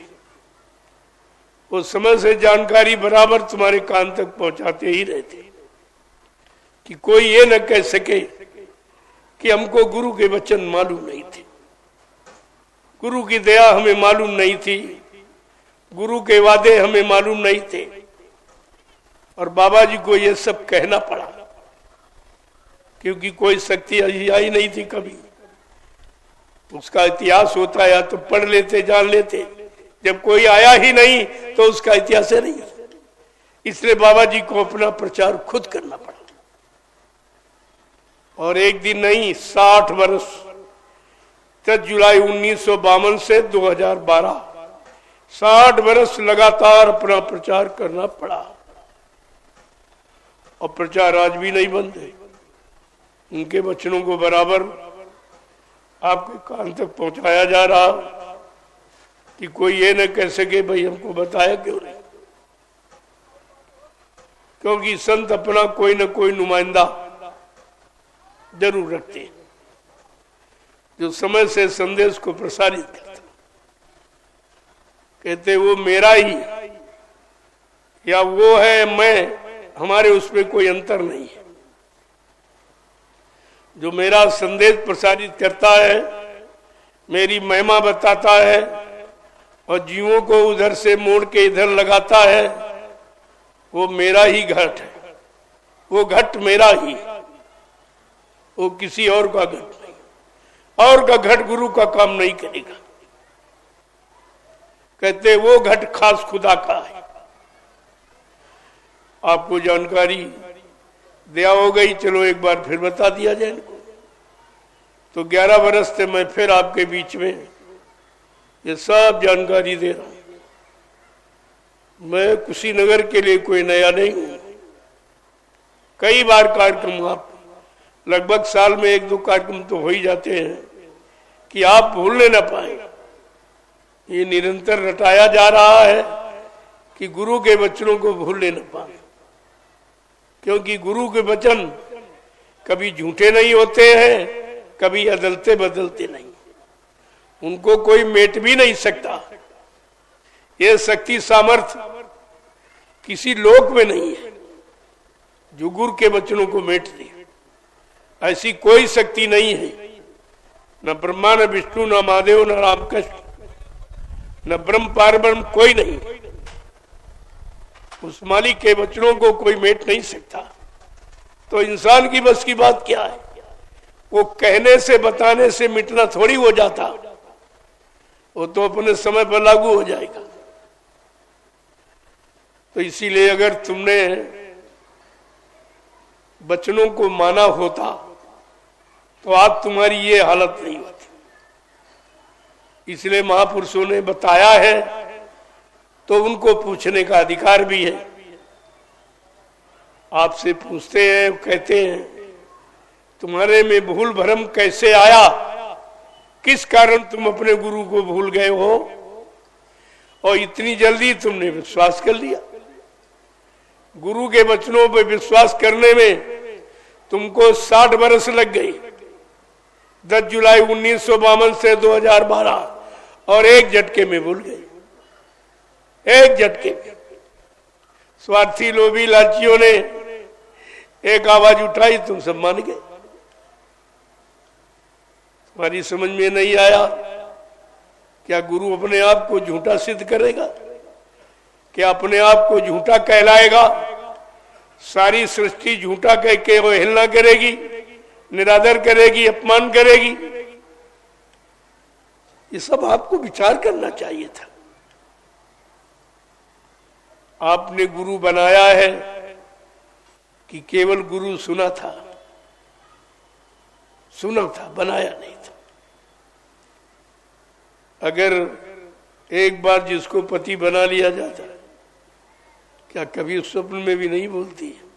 कितना लोग प्रयास करें फिर भी नहीं बोलती, कोई बुला नहीं सकता। ये रिश्ते संसार के नहीं भुलाए जाते हैं। और गुरु तो आध्यात्मिक रिश्ता, जीवात्मा को परमात्मा से मिलाने वाला, इसको कैसे आप भूल जाएंगे? और इसको भूल जाएगा तो दूसरा कोई मिलेगा नहीं आपको। परमात्मा से मिलाने वाली शक्तियां कोई 1000-2000 नहीं आती, एक आती, सिर्फ एक समय से आती है। और उसको भूल जाओगे फिर तुम्हारा काम खत्म हो जाएगा। इसलिए वो पूछते हैं कि हमने तुमको 10 जुलाई 1952 से 2012 मथुरा में जगह जगह पूरे देश में बड़े बड़े कार्यक्रम करके तुम्हें सुनाया और तुमको बताया मैं ये काम करने आया हूँ, ये काम करके जाऊंगा, मुझको मेरे काम से न कोई रोक सकता, न किसी के पास मेरे मारने का सामान है। ये सब उन्होंने आपको बताया, जिससे आप पर यह विश्वास हो जाए कि मेरा गुरु समर्थ। समर्थ का अर्थ क्या है?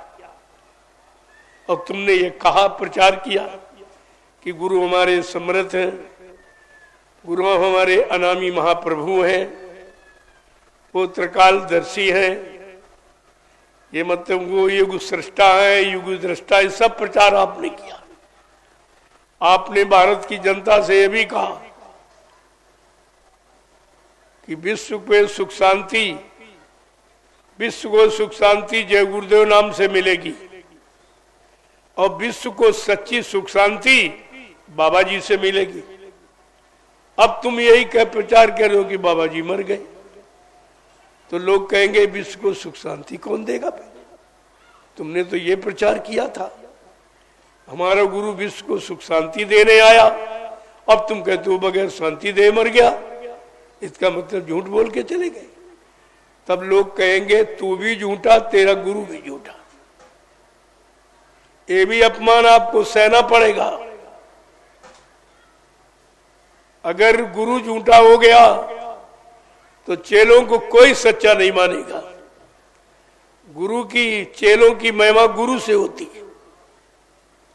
और तुमने अपने गुरु को झूठा कह दिया और प्रचार कर दिया, तो तुम्हारी कोई महिमा रहेगी? या आगे आने वाले समय में तुम अपने आप को बाबा जय गुरुदेव जी महाराज का शिष्य कहला सकोगे? तुमने शिष्य बनने का अधिकार भी खो दिया। आगे आने वाले समय में तुम्हें रोना पड़ेगा।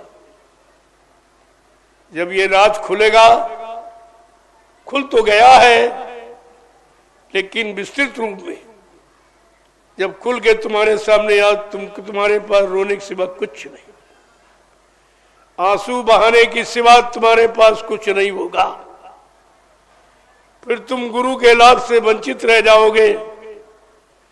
तुम्हारी जीवात्मा रो रो के रह जाएगी कि हमने सम्राट मालिक को धोखा दिया, हमने उनको पहचान नहीं पाया, या स्वार्थी लोभी लालचियों के साथ में फंस कर मैंने गुरु की महिमा खत्म कर दी। मेरे जैसा अपराधी गुरु का कोई नहीं है, और गुरु का छोड़ा जीव कोई पकड़ नहीं सकता, कोई दया नहीं कर सकता। इसलिए जिसने पढ़ाया है वो तो रोज पूछता है स्कूल में, आज पाठ पढ़ाएगा कल आपसे पूछेगा। लेकिन बाबा जी ने 60 साल पढ़ाया, आपसे पूछा कुछ? वो इशारा करके कुछ आपसे पूछना चाहते।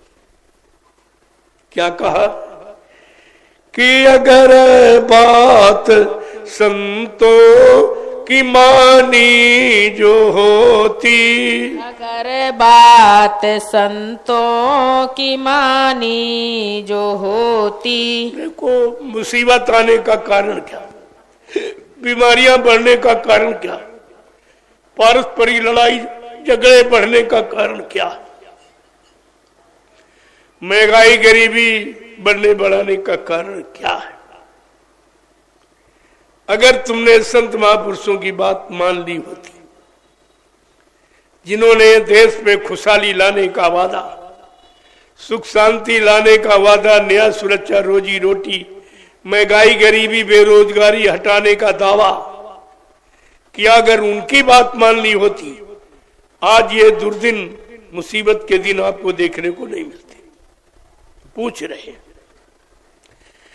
कि अगर बात संतों की मानी जो होती, अगर बात संतों की मानी जो होती, तो सिर पे तुम्हारे मुसीबत न आती, तो सर पे तुम्हारे मुसीबत न आती। अगर बात गुरु जी की मानी जो होती, अगर बात गुरु जी की मानी जो होती, तो सिर पे ये आफत तुम्हारे न आती, तो सिर पे ये आफत तुम्हारे न आती। अगर बात मुर्शिद की मानी जो होती,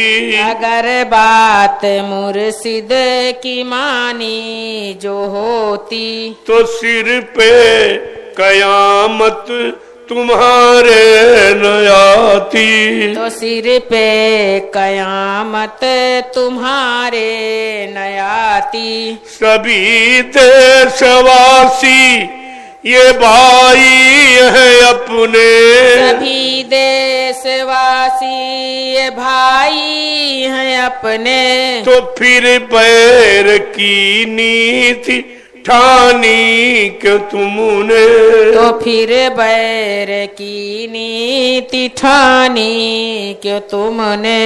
दया प्रेम सेवा तुम्हारे में होती, दया प्रेम सेवा तुम्हारे में होती। नदी खून की ये बहाई न होती, नदी खून की ये बहाई न होती। लोगों संत महापुरुष से पूछ रहे हैं कि जैसे हम आप एक ही परमात्मा जो सबका परम पिता है, उस परमात्मा पिता की हम सब संतान हैं। परमात्मा पिता के नाते हम भाई भाई तो हुए। जब एक ही परमात्मा पिता की संतान हो तो भाई भाई, शरीर से भी और आत्मा से भी। क्यों? परमात्मा ने अपनी आत्मा सब में बैठा लिया, तो आत्मा के नाते हम भाई भाई हुए, चाहे उधर से समझो चाहे इधर से। लेकिन ये भाईचारा, ये मार काट हिंसा, ये परेशानी दुख तकलीफ लूट मार में क्यों जा रहा? पूछ रहे ये क्यों जा रहा? अगर तुमने भाईचारा समझा होता परमात्मा खुदा की दृष्टि से, जिस्म की दृष्टि से, आत्मा रूह की दृष्टि से, तो कोई झगड़ा नहीं करता कि हम तो भाई भाई, आपस में भाई भरे करे रो लड़ाई। ये भाईचारा कैसा है? देखो कैसे पूछ रहे हैं कि सभी देशवासी ये भाई हैं अपने, सभी देशवासी ये भाई हैं अपने। तो फिर बैर की नीति ठानी क्यों तुमने, तो फिर बैर की नीति ठानी क्यों तुमने। दया प्रेम सेवा तुम्हारे में होती, दया प्रेम सेवा तुम्हारे में होती। नदी खून की ये बहाई न होती, नदी खून की ये बहाई न होती। अगर बात संतों की मानी जो होती, अगर बात संतों की मानी जो होती। तो सिर पे मुसीबत तुम्हारे न आती, तो सिर पे मुसीबत तुम्हारे न आती। कि घट घट में इंसान के रहता भगवान, घट घट के इंसान में रहता भगवान। और इसकी नहीं तुम को है कोई पहचान, इसकी नहीं तुमको है कोई पहचान। अगर दिल भवन में सफाई जो होती, अगर दिल भवन में सफाई जो होती। तो मंदिर ये मस्जिद बनाई न होती, तो मंदिर ये मस्जिद बनाई न होती। देखो भगवान खुदा ने ये मनुष्य रूपी मंदिर और जिस्मानी मस्जिद बना दी, और तुमने उसकी बनाई को तो गंदा किया और अपनी अलग से ईंट पत्थर की बना ली। क्या इसमें कभी आया है या किसी को मिला है? मुल्ला मौलवी को या पंडा पुजारी को मिला किसी को? तुम्हारी बनाई ईंट पत्थर वाले में कभी आया? और जो उसने बनाई है ये जिस्मानी मस्जिद और मनुष्य मंदिर, इसमें उसकी मूर्ति हमेशा बैठी हुई है। आत्मा रूप उसी की मूर्ति है और बैठी है, जिसके कारण तुम चलते फिरते उठते बैठते काम करते हो।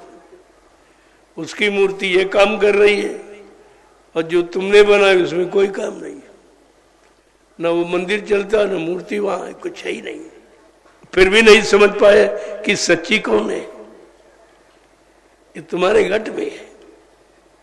आगे क्या कह रहे हैं कि सभी धर्म ग्रंथों का है एक कहना, सभी धर्म ग्रंथों का है एक कहना।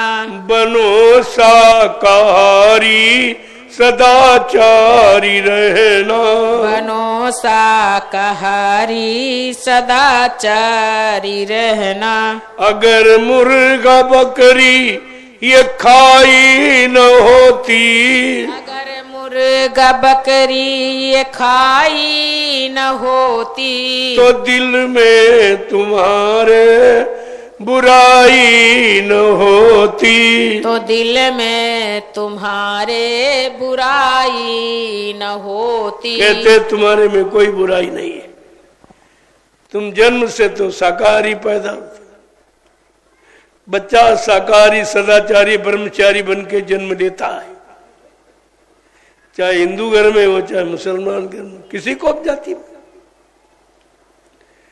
लेकिन अब जैसे परिवार में आया, परिवार का गंदा खान पना मिला तो गंदा हो गया।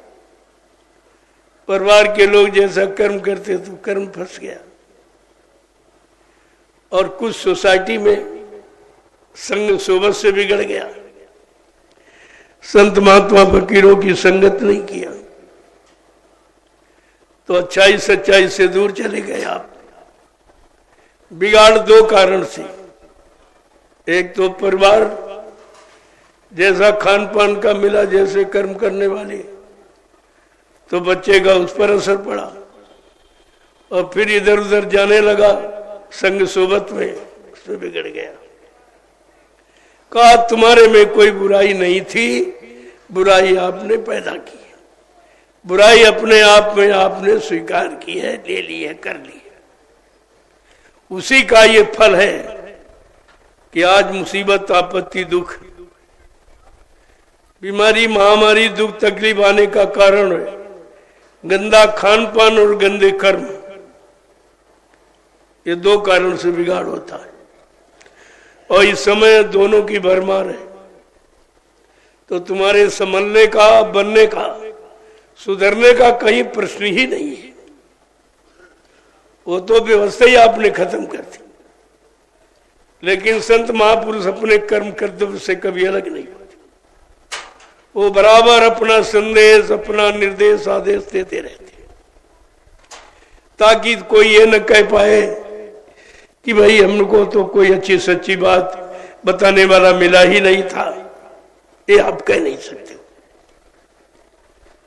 तो ये सब चीजें जो समय की रखी गई हैं, समय से लोगों को अच्छा सच्चा बनाने के लिए, सुख शांति में रहने के लिए, इसीलिए आपको मानव जीवन मिला है। और जीवन सब भोग में निकल गए, कुछ नहीं मिला, कोई प्रयोग का सामान नहीं। मानव जीवन मिला तो हर तरीके से अच्छा बुद्धि को सात्विक बुद्धि बनाने वाला भोजन, सीजनल अनाज, सीजनल दालें, सीजनल सब्जियां, फल फूल मेवे, दूध मक्खन मलाई घी, इसको कहते हैं सात्विक आहार, शाकाहार इसी को कहते हैं, शुद्ध आहार इसी को कहते हैं। अब जैसा आहार करोगे वैसे विचार बनेंगे आप, जैसा करो आहार वैसे बने विचार, और जैसे विचार बनेंगे वैसे कर्म करोगे, जैसे कर्म करोगे वैसा फल मिलेगा। देखो मेन चीज मिली, हमारा आहार खराब हो गया, आहार से विचार खराब हो गए, विचार से कर्म खराब हो गए, और कर्म खराब हो गए तो मुसीबत में चले गए, दुख तकलीफ में, बीमारी महामारी में फंस गए। तो इसका सब का कारण निकला है हमारा गंदा आहार। जो मनुष्य का भोजन, क्योंकि परमात्मा खुदा ने जितने जीव जंतु बनाए सबका भोजन अलग बनाया। पशुओं का अलग है, पक्षियों का अलग है, जंगली जानवरों का अलग है, कीड़े मकोड़ों का अलग, और आप इंसान का भोजन सबसे अलग बनाया, क्योंकि भगवान को इंसान सबसे ज्यादा प्यारा है। धर्मशास्त्र बराबर कह रहे हैं, भगवान राम ने भी कहा है कि सब मेरे सब मम उपजाए, और तीन में आदि के मनुज मोह भाए। भगवान राम ने क्या कहा, ये सारी सृष्टि मेरी ही बनाई, किसी इंसान विज्ञान ने कोई जीव जंतु नहीं बनाया। जब इंसान विज्ञान ने बनाया नहीं तो मारने काटने का अधिकार किसने दे दिया? जो चीज आपने बनाई नहीं उसको बिगाड़ने का अधिकार आपको नहीं है, और जिसने बनाई उसकी चीज बिगाड़ोगे तो उसको आपसे खुशी होगी कि नाराजगी होगी। फिर वो नाराजगी में क्या करेगा, यही तो आपको सोचना चाहिए था। लेकिन ना आप सोचे और ना आपको ये गलत बताने वाला कोई मिला, व्यवस्था तो वहीं से बिगड़ गई। अगर राजा धार्मिक होता तो निश्चित ये धर्म की बात आपको बताता, मानवता इंसानियत की बात बताता, प्रेम प्यार मोहब्बत सेवा दया सदाचार परमात्मा की यादगार, माँ बहन बेटी की परख पहचान और इन जीव जंतुओं की महिमा सब बताता। पहले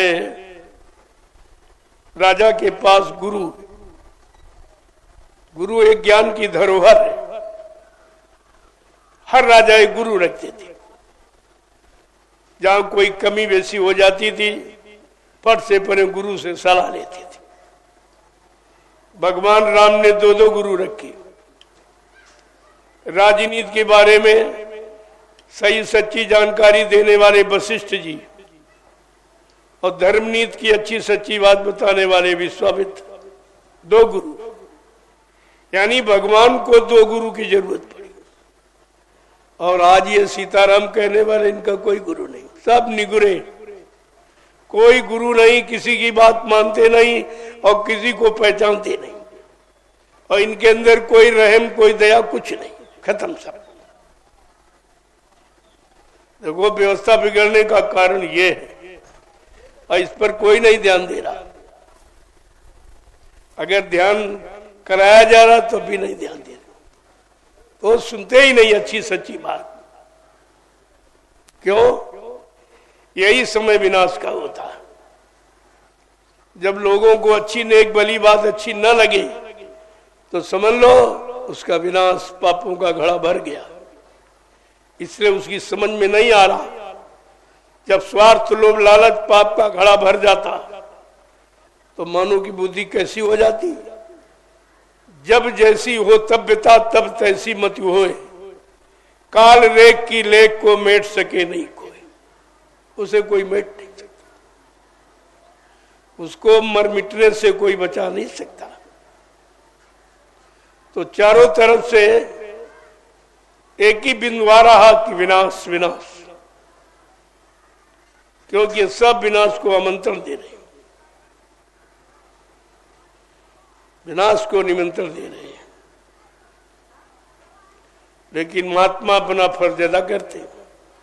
तुम मानो न मानो, सुनो न सुनो, वो बात तुम्हारी, लेकिन वो अपना काम जो रहम दया का है वो कभी बंद नहीं करते। यही उनका सच्चा मानव कर्म है।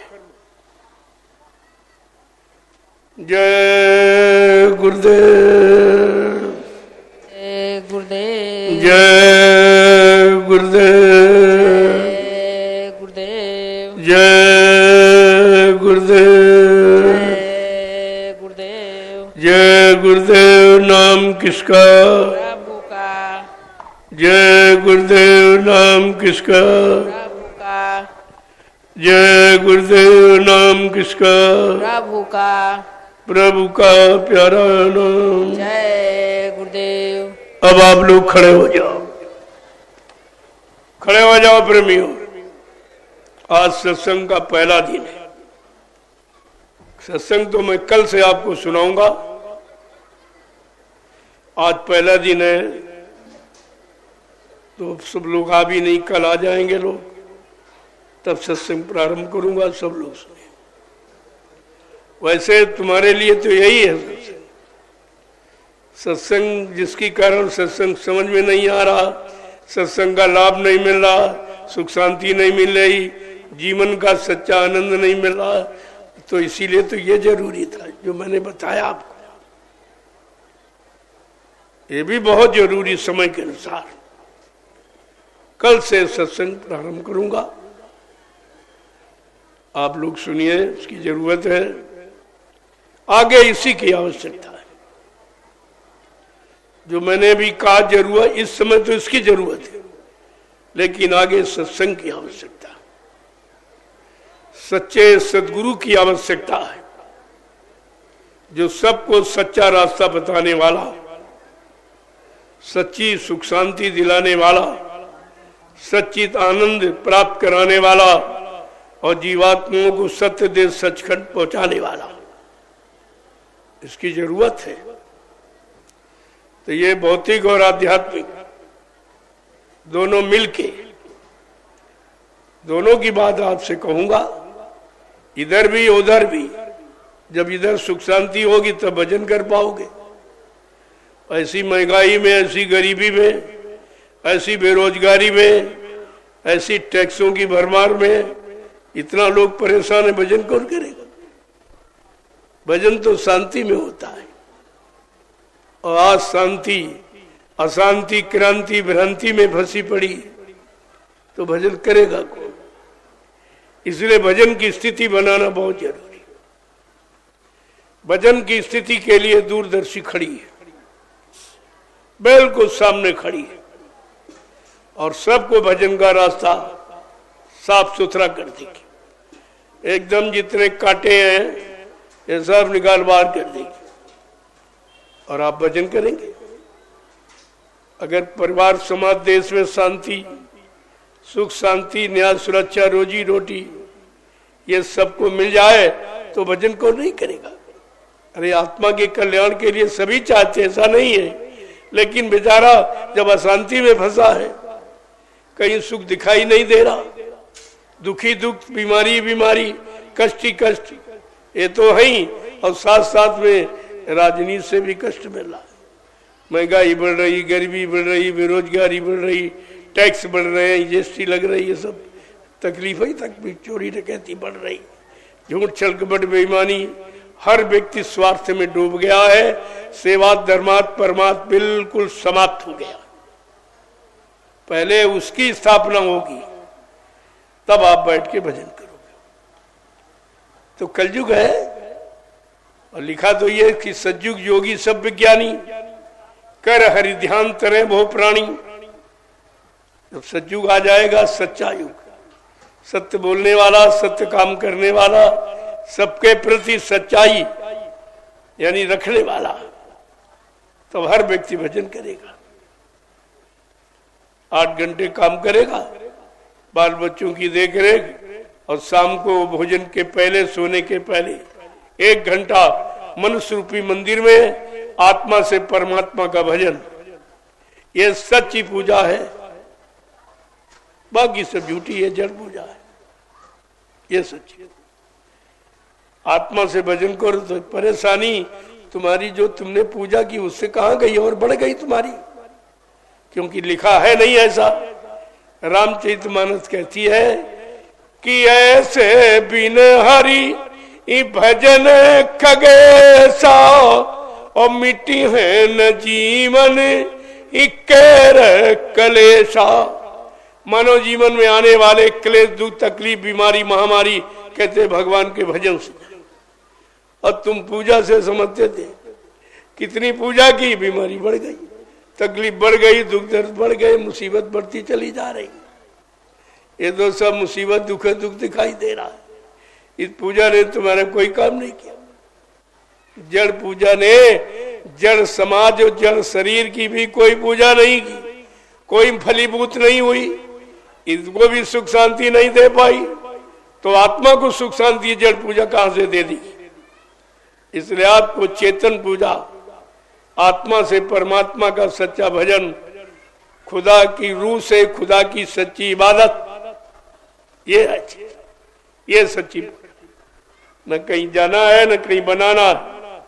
परमात्मा खुदा ने अपनी पूजा के लिए बनी बनाई ये मंदिर मस्जिद मनुष्य रूपी, ये आपको भेंट कर दिया, और इसी में मूर्ति अपनी बैठाल दी। मूर्ति भी नहीं खरीदनी आपको, ये जीवात्मा और रूह ये खुदा की सच्ची मूर्ति है, बैठाल दी आपके अंदर। बस सुबह शाम आपको उसकी आवाज लगानी, उस नाम की कमाई करनी है। ये सच्ची पूजा। भगवान खुदा पाने में 1 पैसा का भी खर्च नहीं, 1 रुपए की जरूरत नहीं खर्च करनी, कुछ नहीं। और पूजा में तो बहुत खर्चा किया, मिला कुछ नहीं। खर्चा भी किया आपने, परेशान भी हो। अगर भजन करो तो सारी परेशानी चली जाए और एक पैसा नहीं खर्च करना। भगवान पाने में, खुदा पाने में कोई खर्चा नहीं। क्यों?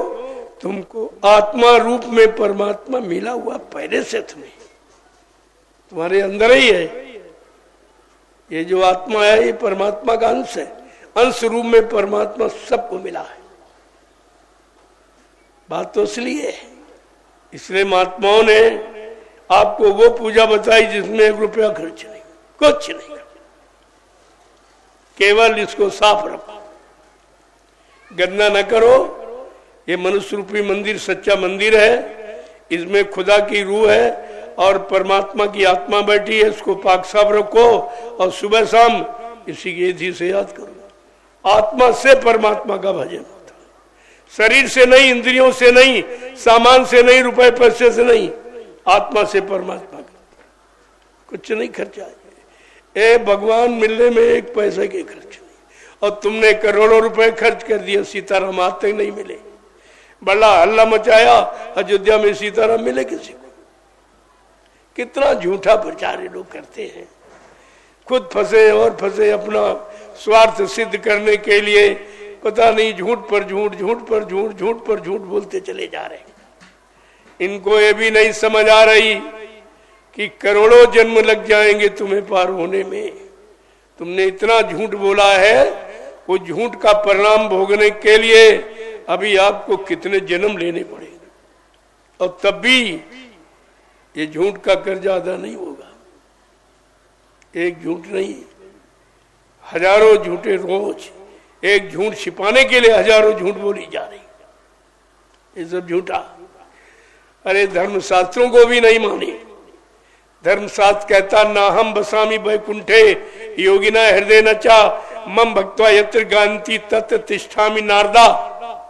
काहे नारद, मैं यहाँ कहीं नहीं रहता जहां तुम उनको ढूंढते हो, न कागज में, न पानी में, न पत्थर में, न तीरथ में, न मूरत में। मैं तो तुम्हारे सब के अंदर आत्मा रूप में मौजूद हूं। आत्मा रूप, ये बात आपको कोई नहीं बताता कि इनमें कोई महात्मा तो है नहीं। महात्मा माने दाढ़ी बाल लाल पीला कपड़ा पहले तो महात्मा हो जाएगा, वो महात्मा योगी हो जाएगा। योगी का मतलब योग माने जोड़। जिसने अपनी जीवात्मा जो अलग है परमात्मा से मिला लिया, वो सच्चा योगी, वो सच्चा योगी। योगी भाई, बाकी सब भोगी। ये भोगी लिखने लगे अपने योगी तो योगी हो जाएंगे क्या? ऐसा कुछ नहीं। आत्मा को परमात्मा चाहिए। आत्मा को कोई सामान, कोई राजपाट, कोई धन दौलत, मान सम्मान थोड़ी चाहिए उसको। आत्मा को परमात्मा, क्योंकि आत्मा परमात्मा की है, तो आत्मा को परमात्मा चाहिए। उसको या कुछ नहीं चाहिए, न मकान चाहिए, न दुकान चाहिए, न रुपया, न पैसा, न सोना, न चांदी, न पति, न पत्नी, न बाल, न बच्चे, न आद, न पद, कुछ नहीं चाहिए उसको। कितनी छोटी बात है, उसको अभी तक नहीं समझ पाए, क्योंकि ये समझदारी पर पर्दा डालते हैं, उस पर पर्दा डालते, समझने न समझते न समझने देते।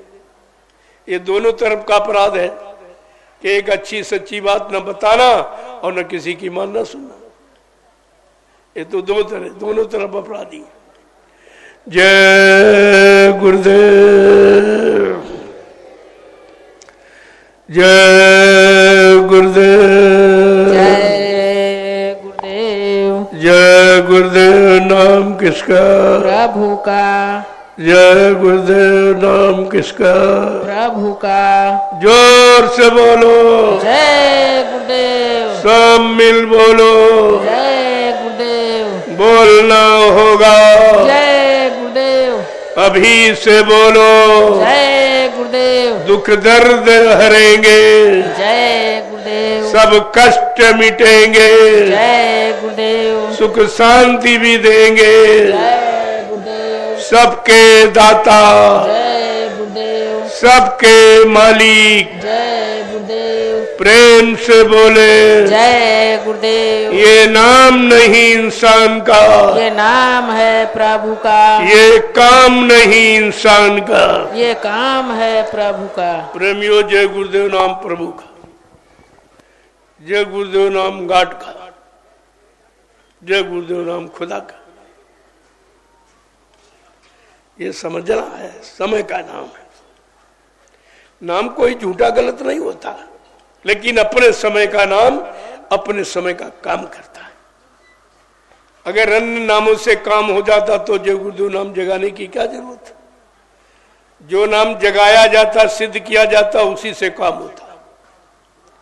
जैसे आप बाजार से मंत्रों की किताब खरीद के ले आओ और सारे मंत्र तुम रट डालो, लेकिन काम किसी मंत्र से नहीं करा सकते। काम उसी से कराओगे जिस मंत्र को तुमने सिद्ध कर लिया।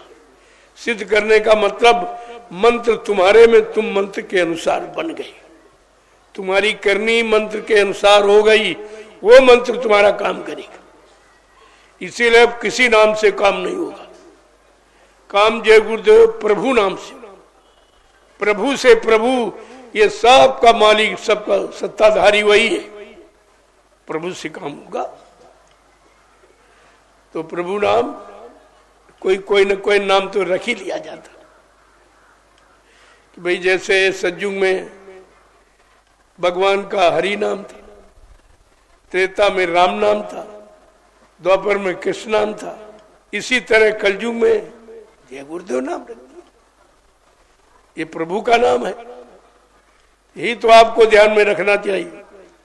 यहां किसी की निंदा, आलोचना, बुराई नहीं सिखाई जाती, लेकिन हकीकत को कहने में कसर नहीं रखी जाती, ताकि कोई भ्रमित न हो जाए। इसलिए हकीकत को कहना, सत्य को कहना बहुत जरूरी। सबके इस समय का नाम है और नाम ही काम करता है। अब तुम जिस नाम से सिद्ध कर लो, बात एक अलग की। तुमने अपनी तरफ से कोई नाम, जबकि संत महापुरुष सबकी पूजा कराते, सबका इतिहास बनाते। आगे समय आ रहा, उसके लिए भी इशारा किया कि गांधी, सुभाष के नाम रहेंगे, इन्हें कोई मेट नहीं सकता, लेकिन काम प्रभु नाम से होगा।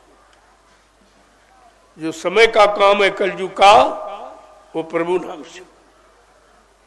ये सब इनका भी काम होगा। इनके अधूरे सपने, उनको भी ये नाम पूरा करेगा, लेकिन आधार गुरु आधार होगा। उसी गुरु की जय जयकार है। जो जीवात्मा का कल्याण कर दे, विश्व की व्यवस्था को ठीक कर दे, वो गुरु है। गु माने अंधकार, रू माने प्रकाश, जो सारी सृष्टि को अंधकार से प्रकाश में ला खड़ा कर दे, उसी को तो गुरु कहेंगे। गुरु कोई जात पाती, गुरु को लाल पीला कपड़ा पहन ले, दाढ़ी बाहर रख ले, का गुरु हो जाएगा। अरे तो बाहर की है, गुरु ज्ञान तो अंदर में है, और तुम बाहर में कहते हो दाढ़ी बाल वाला मिल गया गुरु बन गया, लाल पीला कपड़ा वाला पहन लिया गुरु बन गया। ऐसा कुछ, ये सब पाखंड है। ये बनावट है, सजावट, शरीर की बनावट, सजावट कभी अंदर का काम नहीं कर सकती, क्योंकि बाहर में है। बाहर वाला बाहर में करे, अंदर वाला अंदर में करे। अंदर वाला अगर मिल जाए तो बाहर अंदर दोनों का कर देगा, वो तो दोनों का कर देगा। अंदर में दिखा देगा, बाहर में सिद्ध कर देगा। दोनों काम आपके हो जाए। अब आप लोग लाइन से खड़े हो जाओ, जोर से बोलो, सब मिल बोलो, जय गुरुदेव। बोलना होगा, जय गुरुदेव। अभी से बोलो, जय गुरुदेव। दुख दर्द हरेंगे, जय गुरुदेव। सब कष्ट मिटेंगे, जय गुरुदेव। सुख शांति भी देंगे, जय गुरुदेव। सबके दाता, जय गुरुदेव। सबके मालिक, जय गुरुदेव। प्रेम से बोलो, जय गुरुदेव। ये नाम नहीं इंसान का, ये नाम है प्रभु का। ये इंसान का नाम नहीं है। इसीलिए इसको जात पात में मत जोड़ना। चाहे हिंदू हो चाहे मुसलमान सिख ईसाई कोई हो, किसी कौम कौमियत का छोटा बड़ा, ये सबका काम करेगा, उसको कहेंगे समय का नाम, वो काम करेगा। अब सीताराम तो हिंदू जबरा मुसलमान नहीं ले रहा इसको, राधा कृष्ण भी मुसलमान नहीं ले रहा, सिख ईसाई नहीं ले रहे, कोई नहीं, सब नहीं ले रहे। जिसको सब ले, और सब जब ही लेंगे जब सबका काम हो जाएगा। इसलिए ये नाम सबका काम करेगा। इसमें कोई जात पात का फिरका नहीं, छोटे बड़े गरीब अमीर हिंदू मुसलमान का, सबका काम करेगा। इसलिए ये नाम सारी सृष्टि के काम को करने वाला है। ऐसा नाम प्रभु का है। प्रभु सर्वो सर्वा, प्रभु सबका मालिक, सबका सृजनहार और सबका काम करने वाला, प्रभु से कहते हैं। ये कलयुग में प्रभु नाम क्यों आया, इस पर कोई नहीं विचार कर रहा। और प्रभु नाम कभी नहीं आया, न सज्जू न तेता न द्वापर, कलयुग में क्यों आया? कलयुग में इसी से काम होगा। नाम समय का काम करता है, अब काम करेगा तभी नाम होगा, और तभी सब लोग उसका नाम लेंगे। हिंदू मुसलमान सब जात पात समाप्त हो जाएगी आगे, और सब एक प्लेटफार्म पर खड़े हो जाएंगे और इस प्रभु के नाम को सब लेंगे, और सबको इसके प्रति श्रद्धा और प्रेम और विश्वास होगा, क्योंकि सबको समान रूप से सुख शांति मिल जाएगी। जय गुरुदेव। अब आप लोग लाइन से खड़े हो जाओ। आज आप आए हो, सबकी इच्छा है, मेरी भी इच्छा आपसे मिलने की है। मैं भी आपका दर्शन करूंगा, आपको प्रणाम करूंगा, और ये नैमिषारण की पावन पवित्र भूमि से ये औषधि, ये महाप्रसाद लेके आया हूं, इसको जरूर ले लीजिए। ये हिंदुस्तान में कोई नहीं दे सकता आपको। प्रसाद बनाना किसी की बस की बात नहीं है, और प्रसाद जो तुम्हारा सब तरह से काम करे वो प्रसाद है, और ये काम किसी के बस का नहीं। हिंदुस्तान में कोई नहीं बना सकता, और इस तरह से किसी ने बांटा नहीं है। तुम कहीं चले जाओ, हिंदुस्तान में ये काम कोई नहीं कर रहा। घर घर दरवाजे दरवाजे, गली गली पुकार गुहार लगाकर मैंने प्रसाद बांटा है। 10 वर्षों से लगातार ये प्रसाद बांटा। ये काम कोई करके दिखा दे? प्रसाद बनाना ये सब के बस की बात नहीं है। अगर ये बना लेते तो ये क्यों कहते दुकान से प्रसाद खरीद के ले आओ? प्रसाद न बेचा जाता न खरीदा जाता, प्रसाद बनाया जाता है और मुफ्त में लुटाया जाता है। ये प्रसाद की महिमा है। इसलिए आप देखिए, कोई नहीं कर रहा है काम। और मेरा सर्वप्रथम आता हूं जहां, तो पहला परिचय प्रसाद वितरण। कल आपने देखा कितने कुंटल प्रसाद बट गया। ये काम कोई प्रधानमंत्री मुख्यमंत्री भी नहीं कर सकता। ये काम किसी के बस का नहीं है कि प्रसाद से तुम्हारी बीमारी परेशानी दूर कर दे। यहाँ रुपए पैसे धन दौलत, डॉक्टर वैद्य हकीम दवा लगाकर आप नहीं बीमारियों से मुक्ति पा पाए हो। ये प्रसाद सब काम करेगा अगर आप शाकाहारी बन जाइए। आप एक ही परहेज है कि शाकाहारी बन जाए। तो देख लीजिए प्रसाद की महिमा। और मैंने पूरे हिंदुस्तान में बांटा। ये काम कोई कर ही नहीं सकता। अब मेरी नकल भी लोग नहीं कर सकते। मैंने इतने प्लेटफार्म बना दिए हैं लाभ लेने के कि मतलब यानी कोई नकल भी नहीं कर सकता। पहला है ये शोभा यात्रा का प्रसाद वितरण, ये कोई नहीं कर सकता। अरे भाई 10 कुंटल प्रसाद कल बट गया, छोटी मोटी बात है। और इसके बाद ये झंडा, सबके पास झंडा है, लेकिन झंडा गाड़ कर ये काम कोई नहीं करा सकता कि बीमारी तुम्हारी दूर करा दे, परेशानी दूर करा दे, भूत प्रेतों से नजात दिला दे। ये झंडा गाड़ा हुआ, ये भी कोई बराबरी नहीं कर सकता। और ये आध्यात्मिक सत्संग चर्चा है, ये भी नहीं करती। सबको डर है कि सच्चाई मत कहना, सच्चाई मत कहना। और सब बातें करेंगी, चंदा दो, सेवा दो, ये दो, वो दो, दक्षिणा दो, लेकिन मैं तो ये भी नहीं करती। मेरे यहाँ कुछ नहीं, कोई दान दक्षिणा, कोई एवा सेवा, कुछ। जो प्रेमी स्वेच्छा से दे रहे हैं, कहते हैं, हम कहते भाई हमें तो जरूरत नहीं, आप क्यों देते हो? कल हम कहीं जा नहीं सकते, हमारे पास समय नहीं है। अगर हमारा कुछ धन लग जाएगा तो कुछ तो लाभ हमें मिल ही जाएगा समय का। हमने कहा मिल सकता आपका, कल तो आप सही जगह लगा दीजिए। अब ये देखिए जबरदस्ती, बिन मांगे मोती मिले, मांगे मिले न भीख।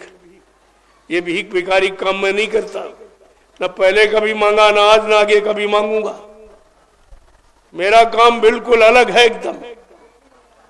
अब तो लोग धीरे धीरे समझ रहे हैं कि जब किसी से कोई सेवा हमने ली नहीं, मांगी नहीं, जो आपने स्वेच्छा से दे दी, 1 रुपया, 2 रुपया, 10, 20, 50, 100, 1000 जो भी आपने दिए, सब मैंने उधर नैमिषारण्य में लगा दिया और 4 वर्ष के अंदर 3 आश्रमों का निर्माण कर दिया। 3 आश्रमों का ये काम कोई नहीं कर सकता। लंबी लंबी सेवाएं आपने दी और भी दे रहे हो, लेकिन कहीं 1 इंच भूमि तुम्हारे लिए नहीं है। वो सब अपने ऐसो आराम में, दारू मुर्गा मीट पे सब खत्म हो गई। गुरु की सच्चाई छिपाने में, रिश्वत में, कोर्ट कचहरी में खर्च की जा रही तुम्हारी सारी सेवाओं का दुरुपयोग है। और हमने किसी से मांगा नहीं, और 1, 2, 10, 20, 50 जो आपने दिए स्वेच्छा से, मैंने नैमिषारण्य में 3 आश्रमों का निर्माण कर दिया और 500 बीघे जमीन खरीदी। लेकिन मेरे नाम 1 इंच जमीन नहीं है, न मेरे नाम कोई आश्रम है। मैं ये काम नहीं करता हूं। आपकी चीज है, आपका धन है, आपके काम में लगा हुआ है। मैं अपने काम में नहीं खर्च करता, ये मेरा काम नहीं। इसको देखकर बड़ा आश्चर्य लोगों में हो रहा कि 4 साल में 3 आश्रम और सेवा मांगी नहीं गई, और फिर भी 3 आश्रमों का निर्माण हो गया। और मथुरा से हमने 1 पैसा लिया नहीं, मथुरा की कोई चीज हमने नहीं ली, सब वही छूट गई। मैंने कुछ नहीं लिया। ये सब नई व्यवस्था प्रेमियों की देखिए। और मथुरा में 60 साल लोगों ने दिया तो 1 आश्रम बना है, और मैंने किसी से कुछ नहीं लिया। 4 वर्ष में ये 3 आश्रमों का निर्माण हो गया। इसको देखिए, आप समझिए कि सेवा का मतलब है कि सेवा सही जगह लगनी चाहिए, तब आपको लाभ मिलेगा। और तुमने अभी तक जो सेवा दी है वो सब कोर्ट कचहरी में जा रही, गुरु की सच्चाई छिपाने में, कि गुरु की ये सच्चाई छिप जाए कि बाबा जी जिंदा नहीं मर गए। हमने कहा ये तो तुम छिपा नहीं सकते। मैंने शुरू से ही यही एक चीज खड़ी की है, आप उसे छिपा नहीं सकते हो। ये मैं दावे के साथ कहता हूं, सच्चाई छुपने वाली नहीं है, वो सब तुम्हारे सामने आके खड़ी हो जाएगी। क्योंकि जो जो कहा गया, किसी काम की अभी शुरुआत नहीं हुई और तुमने उस महापुरुष के जाने की शुरुआत कर दी। मैंने आधार यही कहा, गुरु उसी शरीर में जीवित है, ये आधार हमारा है। जो कहते गुरु चले गए, ये दुर्भाग्य तुम्हारा है। जय गुरुदेव। मेरा ये नारा है, मैंने आवाज उठाई है। हिंदुस्तान में किसी ने नहीं ये कहा, लेकिन मैं कह रहा हूं और सिद्ध करके दिखा दूंगा आपको। आप चिंता क्यों करते हो? थोड़ा इंतजार करिए, सब तुम्हारे सामने लाके खड़ा कर दूंगा।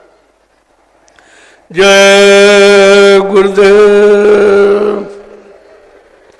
अब आप लाइन से खड़े हो जाओ, मैं आपका दर्शन कर लूं। ये महाप्रसाद जरूर ले लीजिए। ये दरबार